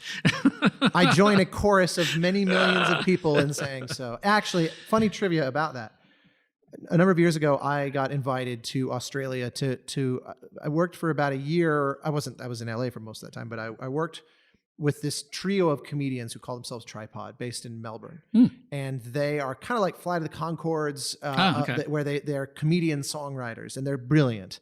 And they're incredible lyricists. They're also incredible musicians, and they just do these comedy musical bit. I mean, they also just do straight comedy, but they sing very often. And they got approached by the Melbourne Symphony to create a show that later became known as This Gaming Life. And it is a full length. It's almost a musical, but without a stage and sets and things. It's just done, but with a full 80-piece orchestra. And so I got brought in. Initially, they were like, these guys need an orchestrator, and it's going to be game themed, and you guys could get along well. And I ended up, I don't want to overstep my bounds, but I was more or less co-writing the show with them. Yeah. Because they, we would all just kind of throw ideas together and Skype all the time, and we just got along really, really amazingly. And the thing is, because they're comedians, they sing and tell jokes about everything you could think of, but they're big nerdy gamers, which is where this came from, because they have a lot of songs about gaming. Oh, okay. And everyone should go look up. They have one that's called. They have a song that's called "Gonna Make You Happy." That's like this kind of doo-wop romance ballad. That's like a guy sidling up next to his girlfriend, like, "You look really nice tonight," and but I need like 10 minutes because I'm in between save points. And it's like, it's kind of the gist of the song. And it's really hilarious and they're like real singers and performers. And so anyway, they have this whole running joke throughout the show about how they were on tour and their road case basically only consisted of, toothbrush and an Xbox. And they said our stand-up act was basically just us on stage warming up for the Halo to follow. And so they have this thing about how they would, when they were playing, they would be in Blood Gulch and it would always become a musical. Oh, that's hilarious. And so they would be singing along, they'd be narrating through song their death match with one another, basically. And so it's the grand finale of the show. We do a 7-minute Halo musical. Oh, that's that hilarious. Starts off with this like very solemn sort of chant-esque, very deliberate. It's not, we made sure to dance around the edges of copyright. So I don't think you need to. You could have done whatever you wanted. Well, I'll share it with you, but it's really funny because the song, it's called 3 Seconds of Halo. And the idea is it takes almost 10 minutes to describe the confluence of events, of like this guy spawning here right as this guy is pulling the trigger and this guy's coming over the hill in the Warthog. And it literally, it's this massive epic piece with the orchestra going absolutely nuts. Oh wow! I gotta see this. It's the grand finale of our show. Is this online someplace? So when we premiered it, the ABC, the Australian version of the BBC, they followed us around for like the whole week, and there's like a 45-minute TV special about the premiere that has a lot of footage from the premiere, including I think the entirety of the Halo the musical, as we jokingly call it, 3 Seconds of Halo. In any case, so yes, I think that's a perfect demonstration of how big an impact that this made, because here we are. Yeah. That I did that show with them in 2014, I think. And so, we're 15, we're almost 15 years from when you were first creating that music. And we were creating it in 99, believe it or not. Yeah. That song, the original monks and cellos, da da da da, and that whole thing. And was 99. So. And so, the homage was still being paid. Things often have a short shelf life, but this one has endured, and obviously then followed by a string of sequels. One I really particularly wanted to ask you about, because it's one of those that I never owned an Xbox growing up, and in that time, and I in college and all that, I was actually always a PC gamer, funny enough, and so consoles were a thing much later in my life, and much later into the life of consoles themselves. And so I always, to me, I always associated Halo with going over to a buddy's house, and then we'd network together 4 of these things and have everyone would bring TVs. Great. It was a big thing, and it was wonderful. But I associate it with that. And so as a result, I don't know the history of it as well as I might otherwise. And but as a composer, one that always spoke to me was ODST. And I just wanted to know, I'm just shining a light on my own ignorance into the context of it, because it's so different from the rest, and it's so sort of tasty. And I just wanted to know where, first off, did you always have the freedom to just kind of say, this is where I think this should go musically and creatively? Like, is that what the audio director title got you, or did you have to kind of still fly things up the chain? Because there's bold decisions throughout all these games. Yes. So now we're talking my own ego again here, which is relatively large. I will admit that. But humble. That's what audio director meant to me. Yeah. And that's what I think audio directors should be. The audio director should cast the vision for the audio and realize the overall vision of the creative director. Yeah. So I'm not going to go against the creative director, but I ain't taking any guff from the art director. Right. Because I'm an equal director, right? And like, I'm not going to tell you how to do art. You don't tell me how to do audio. I'm not that mean. I'm actually relatively easy to work with, but I just feel like the audio director should be a visionary. It's a delegated creative. So task. I always listen to what people were talking about, or what some of the designers might want, or whatever, and then I would say, well, here's what I think will really be good. And sometimes I would go do my own thing in certain ways, or I would do modifications based on some of what the designers in the studio would talk about. And frankly, what I really like is when I'm working with a creative director who, like Jason Jones was one of these guys on Halo 1, who would just come to me after I implemented some music into some level, and he would say, "Oh yeah, Marty, you know that music when we're going through the swamp, it's like I really thought it was going to make me feel tense and weird, but I just felt kind of goofy." And I'm like, "Wow, I did not want to hear that. Like, I did not intend for you to feel goofy." But that was very meaningful to me because he wasn't saying, "Marty, I think you're using a French horn here, and it should be a flugelhorn." Yeah. Or the one that I always get is, I just was my friend's band was just playing, and it was really cool, and I really feel like you should just kind of take a look. Yeah, exactly. And it's like, well, I mean, sure, but so the can't promise anything. The guys that I worked with primarily, the designers that I worked with at Bungie, almost never said anything like giving me actual musical directions. Bands, orchestras, films, you name it. They just didn't do that. Right. Now, all I ever wanted it was my job. And them. I wanted to hear what sort of feelings they wanted to feel. Right. Or what sort of feelings they felt when they heard some music I had done. And if they were feeling the wrong things, then I'm like, I got to go back and fix that.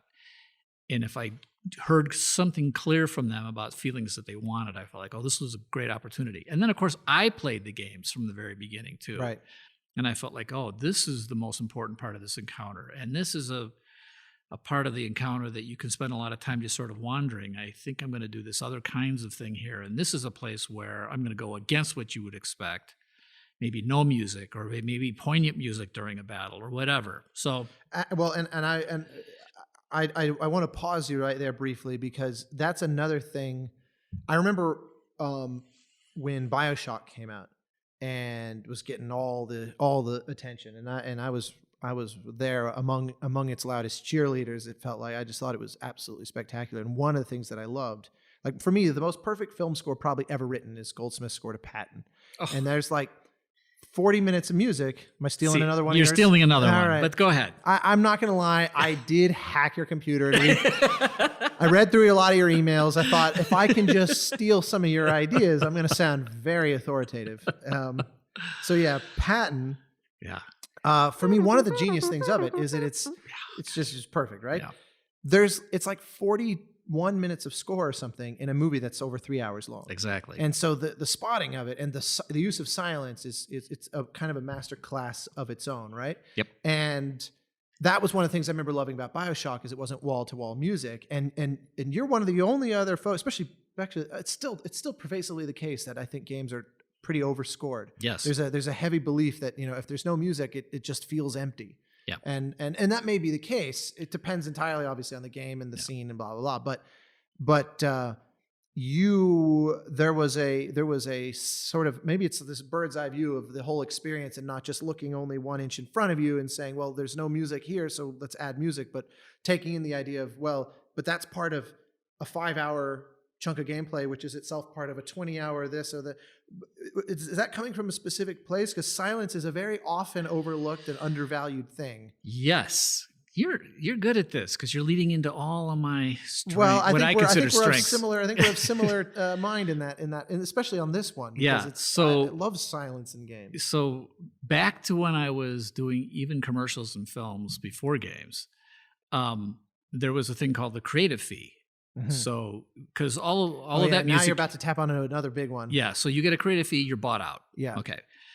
But you could get a creative fee, and it had nothing to do with what your production was. There was a creative fee for your creativity. Yep.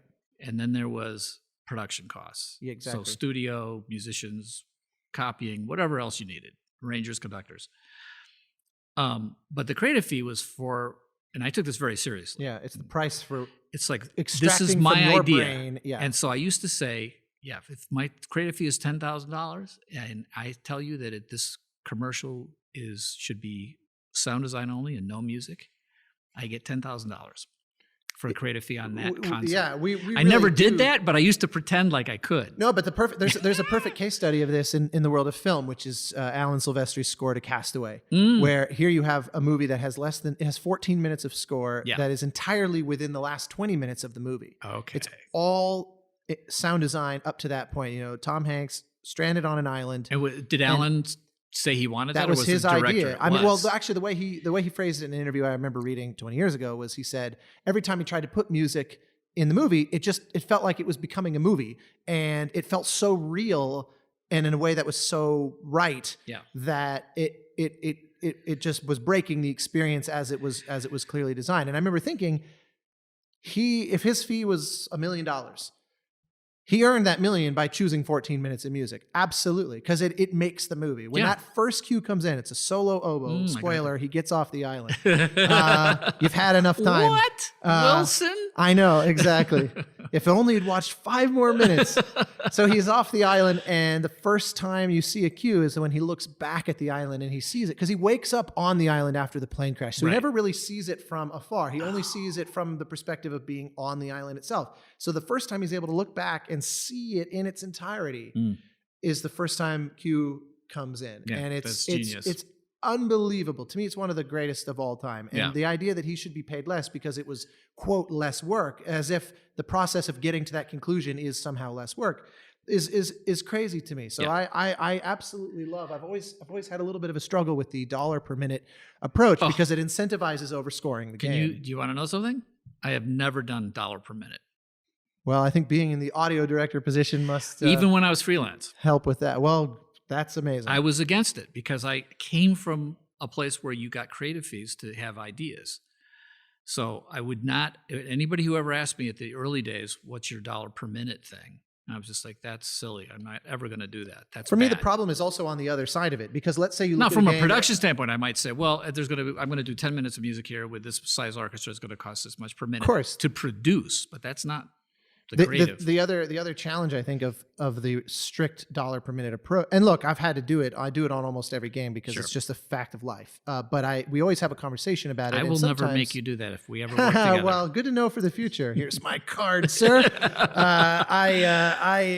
other thing that I don't like about it that is unfortunate is it also incentivizes the developer to have as little music as possible, which sounds contradictory to all we're saying about our love of silence. But sometimes a game really does need more. Yeah. And sometimes they'll say no. And I've gone rogue before and just written more than I was being paid for, because in my mind, I signed the deal for this number, but then I just decided it was the creative fee. That's and I ignored integrity. It from that That's point integrity forward. again. Yeah. And I've gotten into some interesting situations because of that, because I didn't want them to suddenly come after me saying, well, look, you basically breached the contract by writing more because that forces us to pay you extra. And I'll say, no, I promise that's not why I did that, though. It's not like I'm trying to rob you.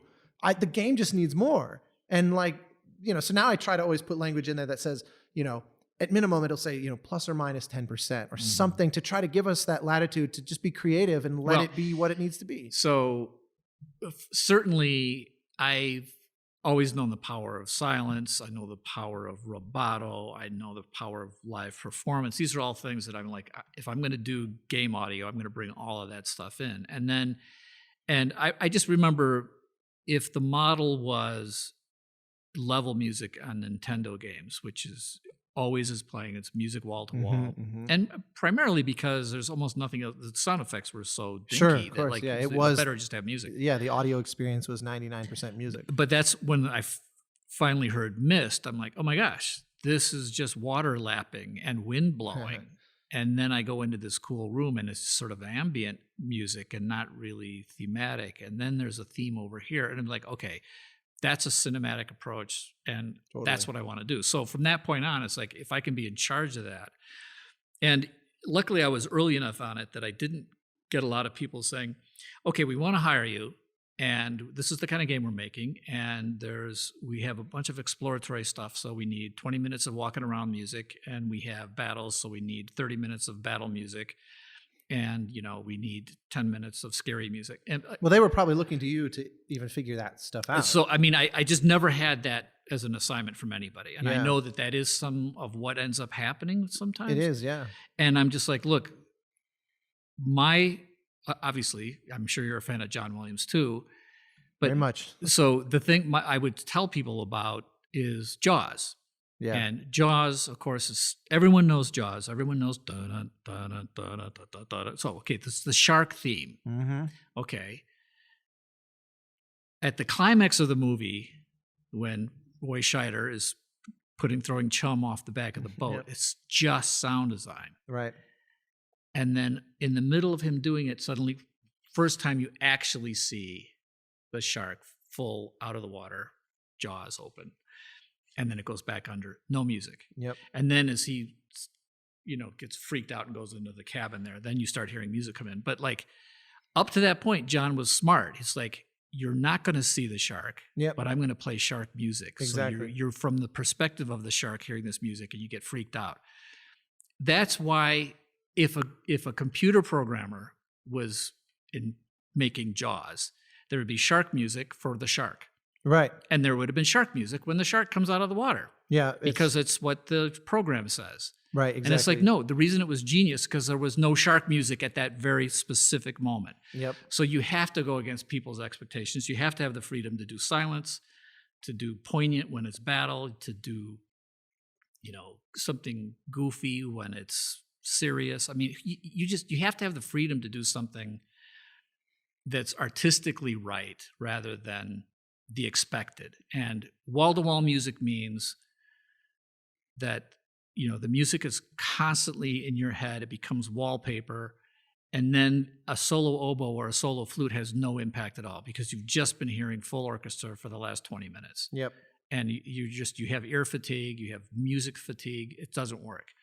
So Well, that's why silence is so, and of course, remember, it's never silent. Like as the audio director, I'm very involved in the sound design. Yeah, right. And the sound design, and of course, there are moments where sound design, is it music? Is it sound design? We don't know. It's not important. It's something that's ambient, but it's surreal or hyper-real. It's something beyond reality. Yeah. And then music can come in.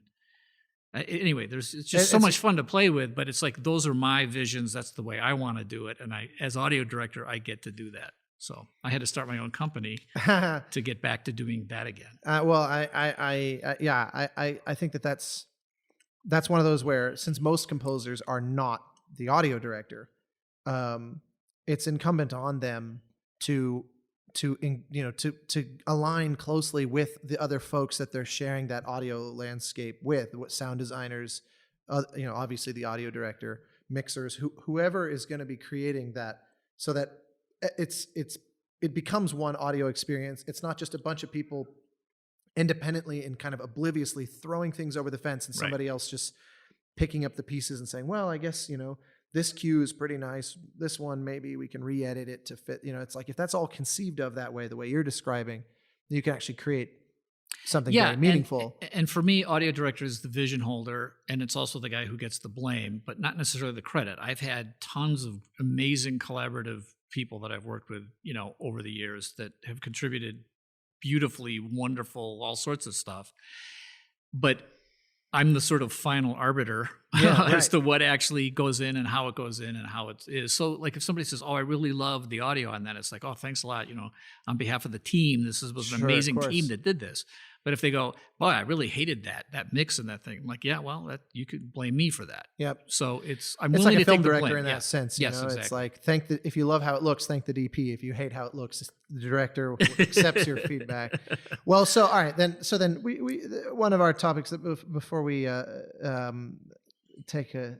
say our goodbyes, because there's so many. What is it? Is this the third episode of this podcast? Yeah, exactly. I don't know where we are now. Know how far in we are. Oh, it's still Wednesday, so that's encouraging. We're in a room that has no windows right now, and they keep bringing us water, so we have no sense of bread. What? Yes, bread's next. My chains are not that very uncomfortable though, so I feel very nice.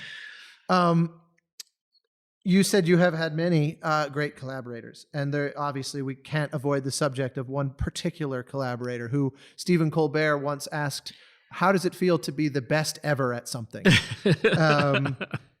I'll never forget, like many other people, when out of nowhere, from our perspective, a photo shows up online of you and Mr. McCartney. Sir Paul, please. Sir Paul. Working together. Obviously, we're now past the Halo days. That's right. And on the verge of destiny. How in the hell did that come to be? So, Joe Staten, who is the writer who was at Bungie with me from almost the very beginning. He's the one who suggested Ancient, so I did Monks. He's also the one who said film noir, so I did Jazz for ODST. Oh, so that yeah. So once again, it came out of his head. He's the one, because I don't think I would have thought. I didn't know exactly what to do. It was going to be this new thing, but he says, "Yeah, we're going to take a different approach. We want to do like this film noir, smoky sax thing." Smoky sax, okay. Actually, I think he said Miles Davis, and I'm like, I don't want a muted trumpet, a smoky sax. So anyway, but anyway, he was showing, believe it or not, at the E3 where he was showing off ODST, right after Joe finished his demo on stage at the Microsoft event. They were showing the new rock band. Beatles rock band, and out on stage comes Paul McCartney and Ringo Starr. And I remember watching that thinking, oh my gosh, this is as close to the Beatles as I'm ever going to get. This is so amazing. Apparently, at the same time, Paul was seeing this rabid crowd going nuts for them, and they were reintroducing the Beatles music to a whole new generation. And he started, the way he describes it, he started realizing that there was this whole new audience for musical things from in the game world. So, but I didn't put two and two together. The guy in LA who used to help us hire actors came to me. His name is Lev Chapelsky, and he came to me and said, "Hey, now that you guys aren't doing Halo anymore and you're going to do this new thing, Destiny, we were sitting around thinking, what would Marty, who would Marty want to work with now, and the next level?" And I'm like, "Well, that's great that you're thinking about this." And he says, "So we decided you should talk to Paul McCartney." I love how it's described as next level. Yeah. As if there's anywhere else to go. It's like what? You mean the last level? Yeah. I mean, the Pope wants to have an audience. Yeah, exactly. With Paul McCartney. Okay. So I just laughed and I'm like, well, yeah, that'd be great. But like, what's your connection to Paul? He goes, "We have no connection." And I'm like, okay. All right. Well, so we're just having a fun conversation. We're just having a fun conversation. I'm like, sure, Lev, knock yourself out. I'll talk to you later. And so then a couple months goes by. I'm actually doing a keynote at Game Developers Conference for designers and audio people. It was one of the bigger keynotes. It was a combined thing. And just before I went on, Lev comes up to me and he grabs me. And Tommy, believe it or not, Tommy Tallarico was introducing me. And Lev goes, "Marty, I got you a meeting." And I'm like, "What?" I'm on stage talking to Lev. He goes, "I got you a meeting with Paul McCartney. We'll talk after you speak." Like, oh, I love how that's the same. It's the same, but the opposite of the like. Your family just called. There's a terrible emergency, but go ahead, do your speech. We'll talk in an hour. It's like the flip of that. It's just. It must have been either the best or the worst speech you ever gave. Yeah, I don't even remember the speech, of course, because I was just. We will hunt the archives. We should. How present you really looked. I was just zoned out. But then, sure enough, a couple months later, I fly down to LA to have a meeting with Paul. Sir Paul had 20 minutes to give. He wanted to understand what it is to be a composer on a video game. What sort of thing were these guys doing? And so that's how I remember flying down thinking just having an appointment that says Paul McCartney is going to come in was good enough because I figured he's going to cancel. But at least I could say at some point I was almost going to meet Paul McCartney. I was like, I would have been happy then. But sure enough, he came into the room and he's playing a little ocarina. He's being sort of goofy. He's super at ease. And like 2 hours later, we're still talking. And we're talking about kids and grandkids. I didn't have grandkids at the time, but, we were talking about his grandkids and my kids and stuff. And music. And I had already started working on this Music of the Spheres concept. So I showed him how music was implemented in Halo. And I showed him, a bunch of stuff that I had done and some stuff we were working on and how it could work. We talked about looping, and he talked about doing loops for Revolver and Sgt. Pepper, the tape loops that they did. And I'm like, oh my gosh, that's amazing. So at the end of that meeting, I was going to stand up and shake his hand. And he came over and gave me this big hug. And I thought, okay, well, that's not bad. That was a good first date. Yeah. Maybe something will happen. Something will come out of that. And sure enough, he wanted to work with us. So it didn't, I remember going back to the guys at Bungie. And at the time I was on the board of directors at Bungie, and Bungie was getting bigger and bigger, and the expectations for Destiny were Destiny growing. was at the time and may still be among the highest budget games ever made. So, I can only imagine the level of pressure and scrutiny and all that. Those are good things and bad things at the same time, obviously. Absolutely. So, at that moment, I knew that like pretty much anything I asked for, I was going to get, because up to and including a beetle. So, the cool thing is Paul didn't ask for. He didn't want money. We offered him like a piece of stock. We offered him stock in a small company. Well, I'm probably not even supposed to say that, but too bad. I don't care because of other things. Yeah, he had a fair permanent rate, and he decided yes. to renegotiate.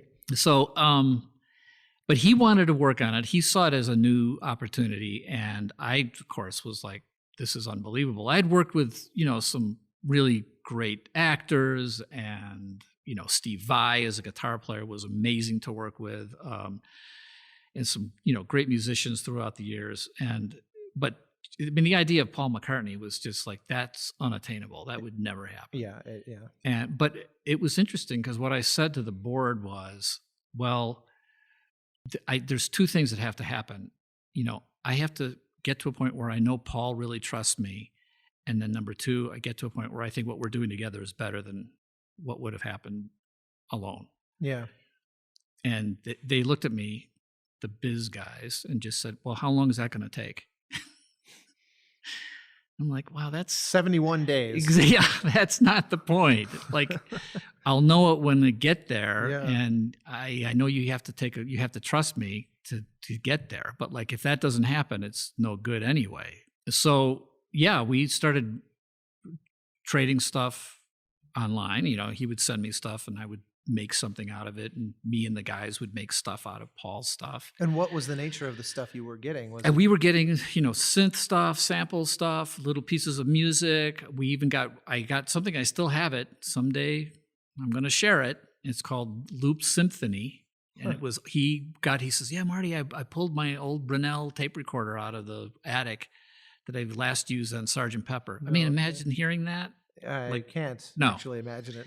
And he said, I did a whole bunch of loops. It was really fun, and I put it together in Pro Tools, and here's the session. So I have this whole, and we used a bunch of that stuff in stuff that's in Destiny. So, and you sent him stuff as well? No, actually, at the time we were just sending him back. He would send us stuff, and then we would take it like, okay, let's make something. Show him like the next step that we would take it to make it so it's more orchestrated, it could be used in the game, and show him that. And so sure enough, he was like, yeah, I like what you did. This is great. I really like it. I want you to know. I keep going. So now a few months goes by, I'm at Capitol Records. I'm in the studio where Nat King Cole and Frank Sinatra recorded, and Paul's finishing his album there. Kisses on the Bottom. I don't know if you've heard that. It's just wonderful album. Yeah. Oh, yeah. And so he says, come down. I'm in LA, let's meet. And so we had the afternoon in that studio. Nobody else was there. And so I was ready to show him some stuff I was doing with his themes and stuff.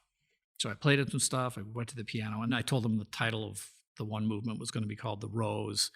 And it would be based on Mars. And there was a reason why we had a black garden in the game. And it was just all these little connections. And he's like, oh, the Rose, I grew up in a neighborhood that still had remnants of the War of the Roses. And it was all about, are you a red rose or a white rose? And for some reason, he just thought that was cool.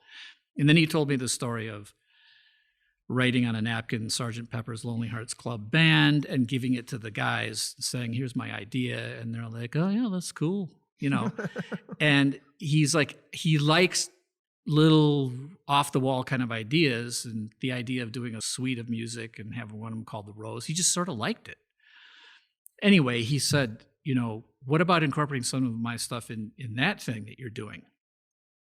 And I just sort of froze, because at that point we weren't really collaborating. I was just sort of taking his stuff and making something out of it to some extent and seeing if he liked it. I just hadn't conceived of this truly collaborative thing. And because I froze, he goes, hey, Marty, it's just the two of us here in the room. Like, I can say, fuck you, Marty, and you can say, fuck you, Paul, and it's okay. Wow. So... Did you call the biz dev guys immediately and say, it's been 71 days? Yes. But I froze because in my head, I'm like, I would never say that to you. My God, please don't ever say that to me. Yeah. Like, I was like, but I said, okay, Paul, like, you know, and he'd already sort of told me about, like, he could collaborate with anybody. He could call up You could anybody. call anyone. Yeah. And so It's I said, look, you're well known as like one of the greatest collaborators of all time, and you're also well known as one of the greatest solo artists. So like your thing at all, I just don't know which way you want to work. And he goes, oh no, I'd love to take some of my melodies and combine it with your stuff, and it becomes our music. And I'm like, okay, well, there it is. I looked at my watch. It's sort of like that's how much time it took. So immediately at that point, it's like, oh, we're going to collaborate. I get to take anything he gives me, decide where it can go, see if he likes it, and just incorporate stuff. So that's how that happened. So at that moment, I'm like, this is amazing. So I can collaborate. And it's funny because I said, oh, like right away, I was at the piano and I'm like, here's this first piece called The Path. And it's got this little melody in it that I've already been doing, but you sent me a thing that has this other melody, and here's how it could go together. It's actually almost like counterpoint. I mean, it was like, I was immediately able to show it to him. Legitimate like, I love collaboration. This. Yeah, totally. It's not paying lip service. No.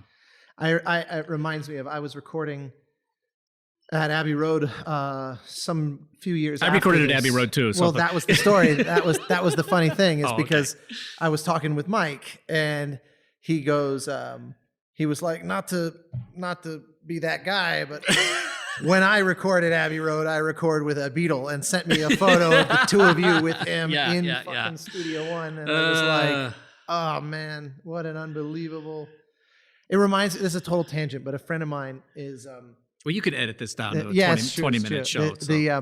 The composer who did Black Panther, Ludwig Göransson, he's we're not super close, but we're friends. And his wife is a pretty good friend, and she's my concert master when I record in LA. Wow, Serena McKinney. We've known each other for many years, and I remember when they started dating, and he was working on Black Panther, and he went to Africa for a few months and all that, and then he had never recorded in London, and they do all the big Marvel movies there, and they're in Studio One at Abbey Road, and so of course he's over the moon. She goes with him, and then she comes back, and I'm asking her, how was the experience? How'd it go? And she was like, you'll never guess what happened. So his father, if I'm remembering, I might be getting a detail wrong here, but I'm pretty sure it was his father, Ludwig's father, has played his whole life in a Beatles cover band. Oh. So then he brings him to Abbey Road to record Black Panther, and Sir Paul just happened to show up that day. He lives just down the street. Yeah. But I mean, it's just like, I don't know what he was doing there. Oh, of course. I'm sure there's a story there, but so it's like, he never goes across the street in the front, by the way. He always comes in the back. Doesn't take the crosswalk. He doesn't take the crosswalk. Avoids it rather. Yeah. Well, that would be where he dies. Like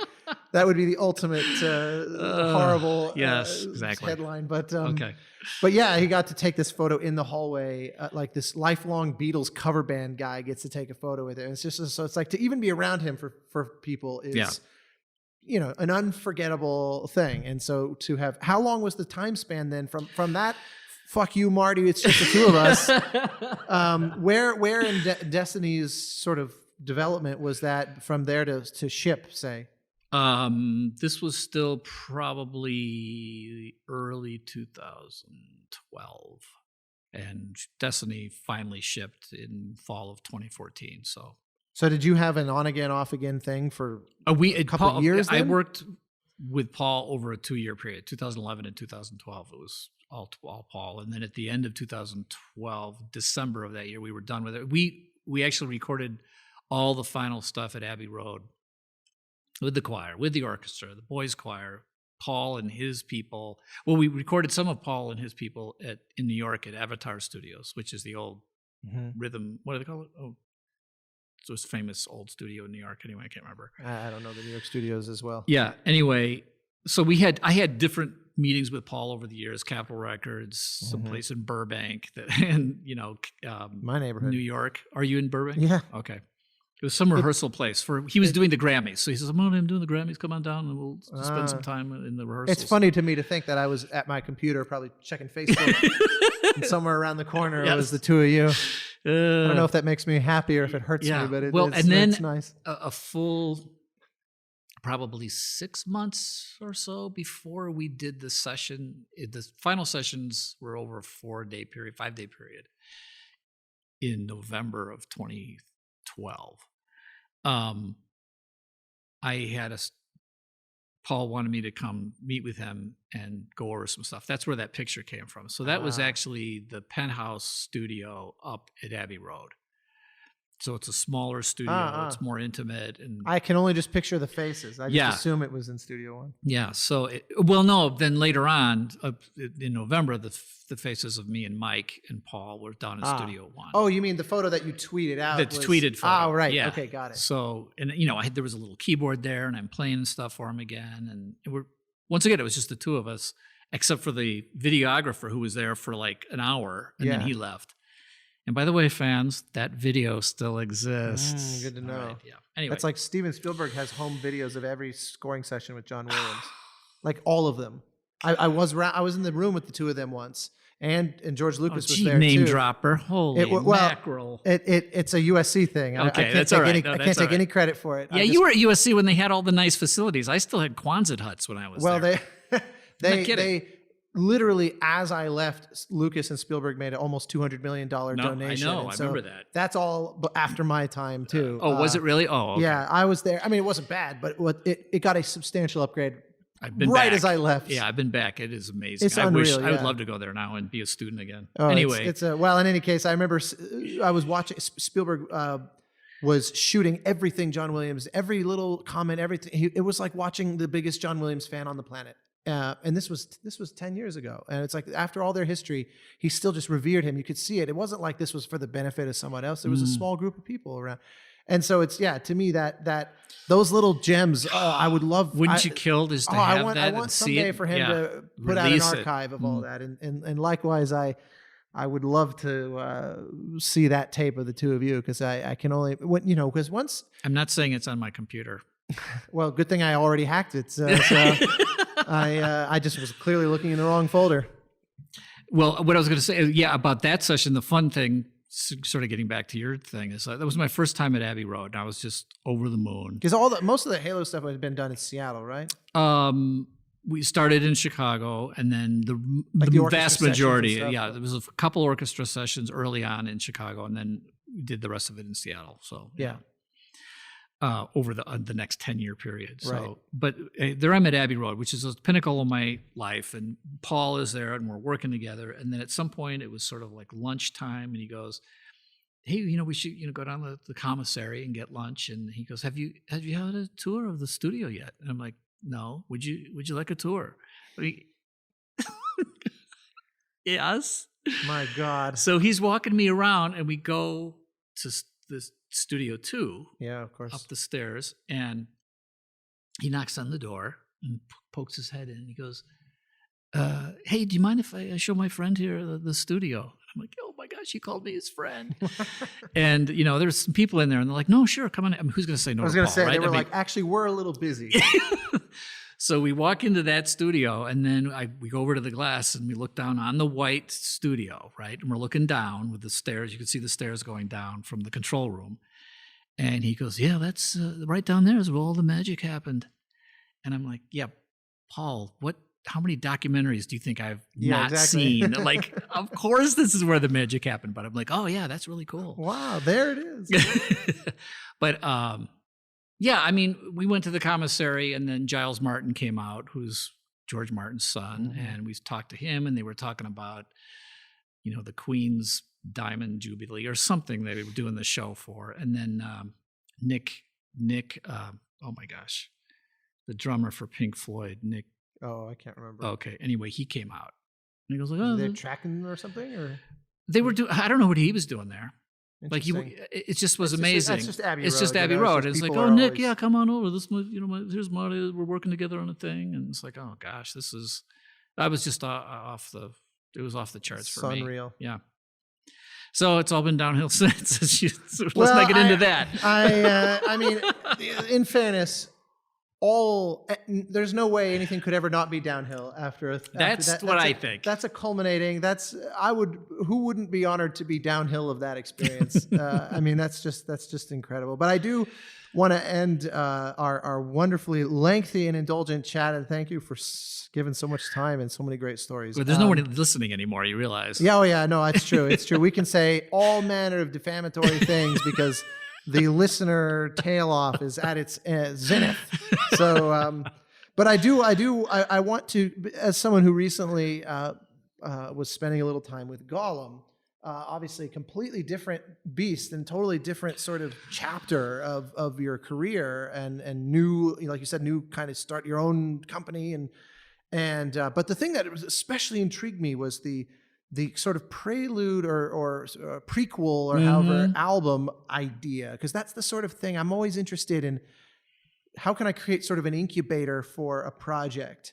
And you went out and did it in a way, at least that's what it looked like to me. And I just, give me a minute on that. Yeah, going back to Destiny. So at some point around early 2011, before I started working with Paul, we had shipped Reach at the end of 2010, and then we were in a new studio, and there was a whole team that was already starting to work on what was going to become Destiny.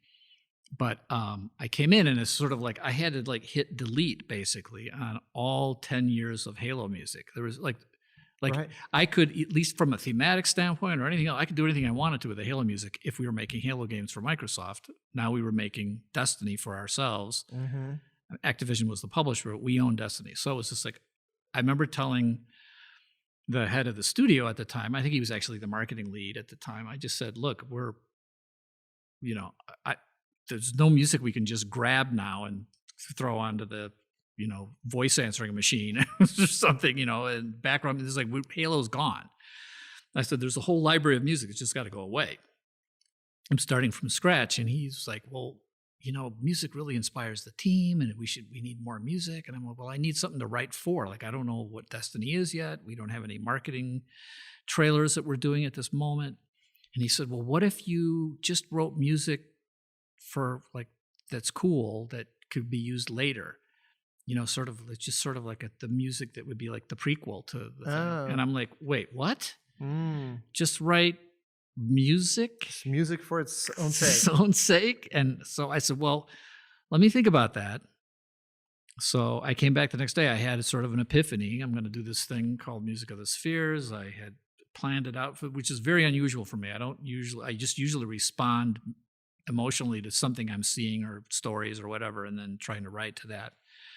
I thought, well, gee, this is like the good old days where, why don't you just write a symphony or something? And right. Okay, well, I haven't thought about patron that. Yeah. Is sort of inviting so, it. Obviously I'm a giant Holst fan, and I thought, well, it's been 100 years since Holst took a shot at this. And, we had this image of a big sphere called, that was floating over the Earth, and we were going to stay within our own solar system. So I thought, yeah, Music of the Spheres. I'll do a thing that's based like Holst, but based on the medieval concept of planets, which means the Earth is not a planet. Everything revolves around the Earth. So I'm doing this older concept, not Holst, which was more scientific. I was doing more mythical, right? Yeah, sure.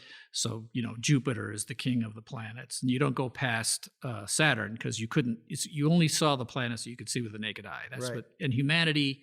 Anyway, there's a whole reason why I did what I did. But I came up with this prequel-y idea that I knew could inspire fast music, slow music, happy music, sad music, heroic music, poignant music. You know what I mean? Of course, yeah. That's all. You're going to need that. Yeah. And I thought, well, I'd spent 10 years playing off of one 3-minute demo from 1999 for Steve Jobs. So I'm sure if I do a full 50-minute suite of music, I'm sure we can spin that out for years to come. So I thought, okay, let's do that, and let's make a musical prequel. So it'll be Music of the Spheres, the musical prequel to Destiny. Yeah. And then after a couple of years of doing that and finishing it and everything else, some things started to go south a little bit in my relationship with Bungie and Activision, and that's been covered plenty. We don't need to cover it here. But the album never came out. Right. It never came out as the prequel, and it ended up just being used in the trailers and used in the game and used in trailers for the game and used even in Destiny 2. And I wasn't there. I was an audio director. And I'm Right. sort of depressed about how that all happened. Sure. Well, anyway, I started this new company with Jamie Griesmer, who was a former Bungie designer who was there from the beginning. And he had left Bungie. I'm doing air quotes for those of you who can't see me. Back in beginning of 2011. And he went on to do infamous Second Son for Sucker Punch. I mean, he worked on he was part of the very first 2 people working on Destiny. He worked on Destiny pre-production for like 3 years. Then he left. Then he shipped Second Son, and Destiny still hadn't shipped. Oh, God. But anyway, as soon as I had quote unquote left Bungie, actually I was fired. So he came to me almost immediately and said, Marty, let's start a company. And I was sort of in shock, and I'm like, yeah, I don't know what I'm going to do. Okay, sure, let's start a company. So that's how we started Highwire. And then after we had done some prototypes for Sony, and then Sony said, run with this Golem thing. And then Jamie said, hey, you know what you should do? You should finally do that prequel album that never came out. Why don't you do the musical prequel to Golem? That's how that happened. So once again, these are not coming from me. Right. Yeah. It's other people I love how it's just this off the cuff suggestion. Like, hey, just go do a thing. And it's like consuming in a year of work or whatever. It's true. But I mean, that's the kind of stuff you want to do. But right? I remember, because I just remember it came out, and you did an interview or something that came across my Twitter or something like that. And I remember just checking it out and being like, I love that idea of it was probably Kate Remington. I think it absolutely was, actually. Just loving the notion of a little kind of creative laboratory to be able to explore ideas where there is no right or wrong yet. You're defining the vocabulary. It's like building a language where you can just kind of do anything, and plenty may not survive to the end, and plenty may. And there's certain ideas that wouldn't necessarily emerge under the constraints of, okay, well, now we know real specifically the kind of scenario of the game and this and that and this, and you're able to sort of explore in a more abstract way. And these kinds of creative exercises are things I wish our community would sort of try more often, because it's really easy to just say, like you were talking about before, what's the brief? I need 24 minutes of battle music.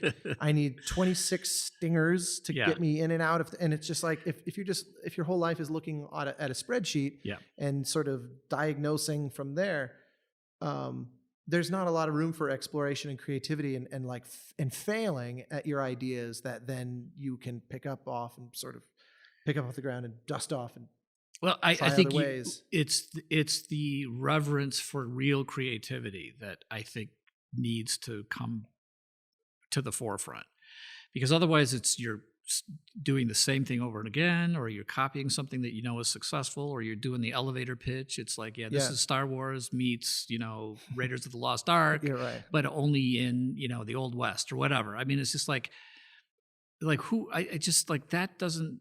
I mean, we took in a lot of ways, we took a bunch of chances with Golem, which we had the freedom to do. We took chances in every possible way because the stakes are just not that high. And that when, we started at Bungie, when we kind of realized that now we were at this level where there's 700 people in the studio and there's $500 million that's on the line from Activision. And I'm like, this is not, I mean, it might be fun for some people. It's just not fun. Yeah. It's for me. Right. And it wasn't fun for Jamie. And that's why we call our studio Highwire, because we want to go back to like having a small bunch of creative people that take chances, and maybe we fall to our death, but hopefully there's screaming with joy on the way down.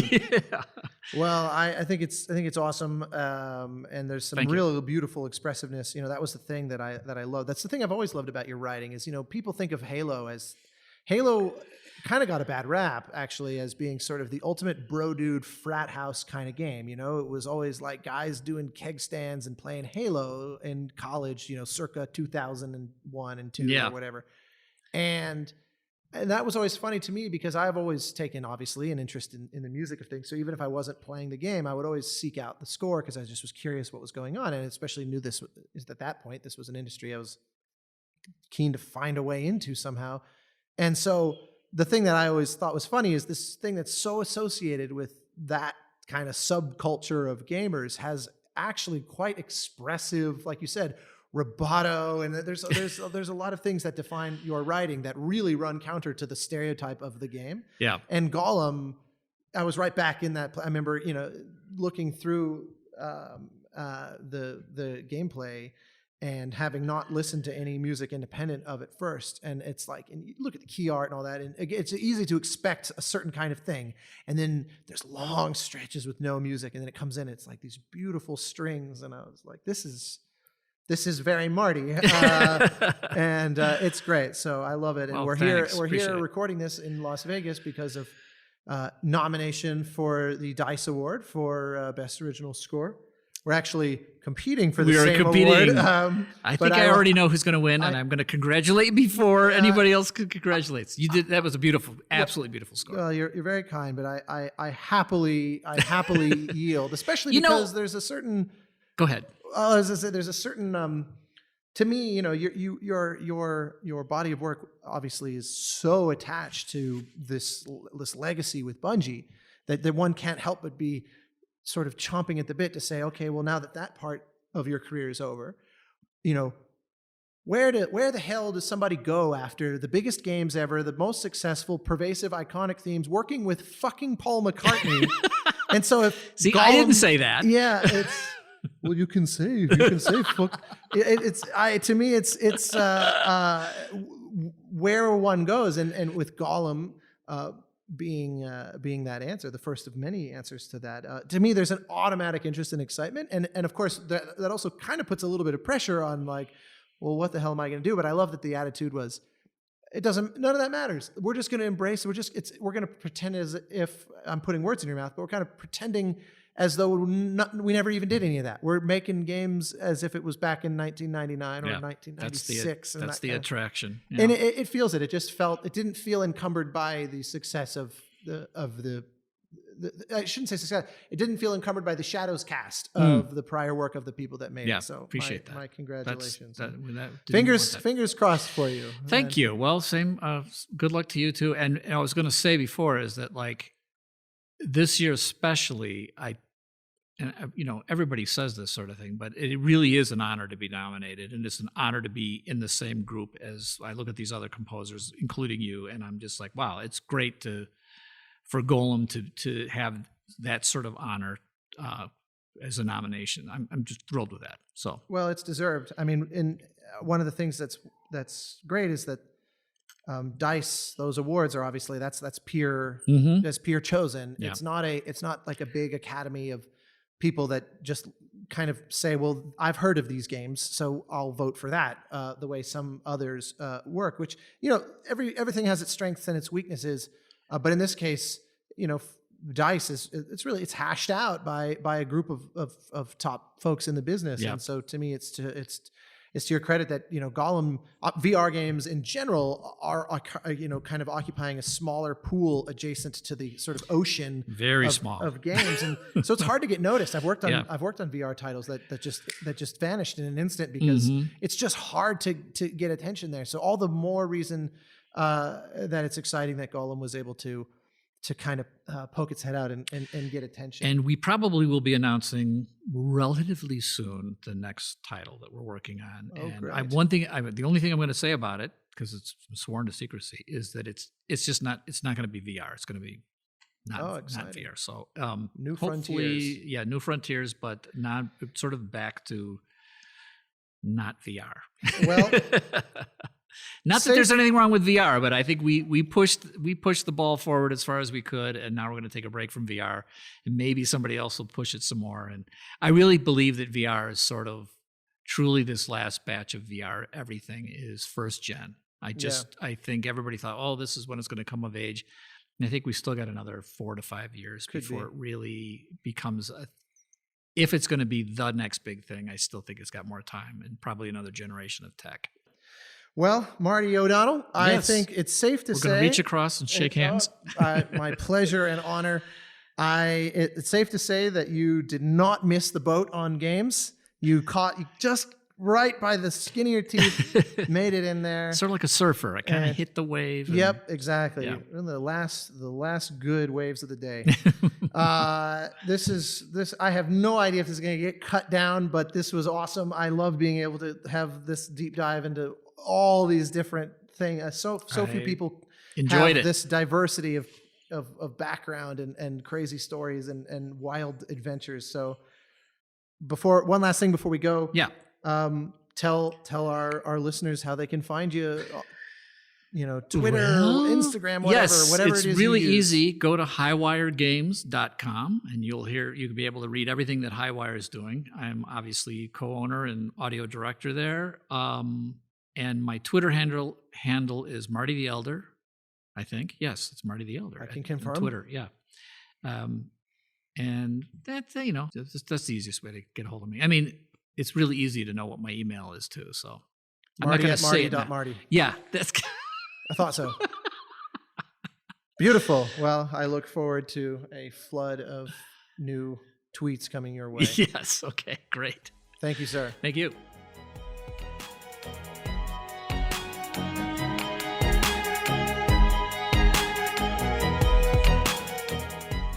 Thank you for joining us for the Game Maker's Notebook. For more information on the Academy of Interactive Arts and Sciences, our podcasts, and our other initiatives, please visit www.interactive.org.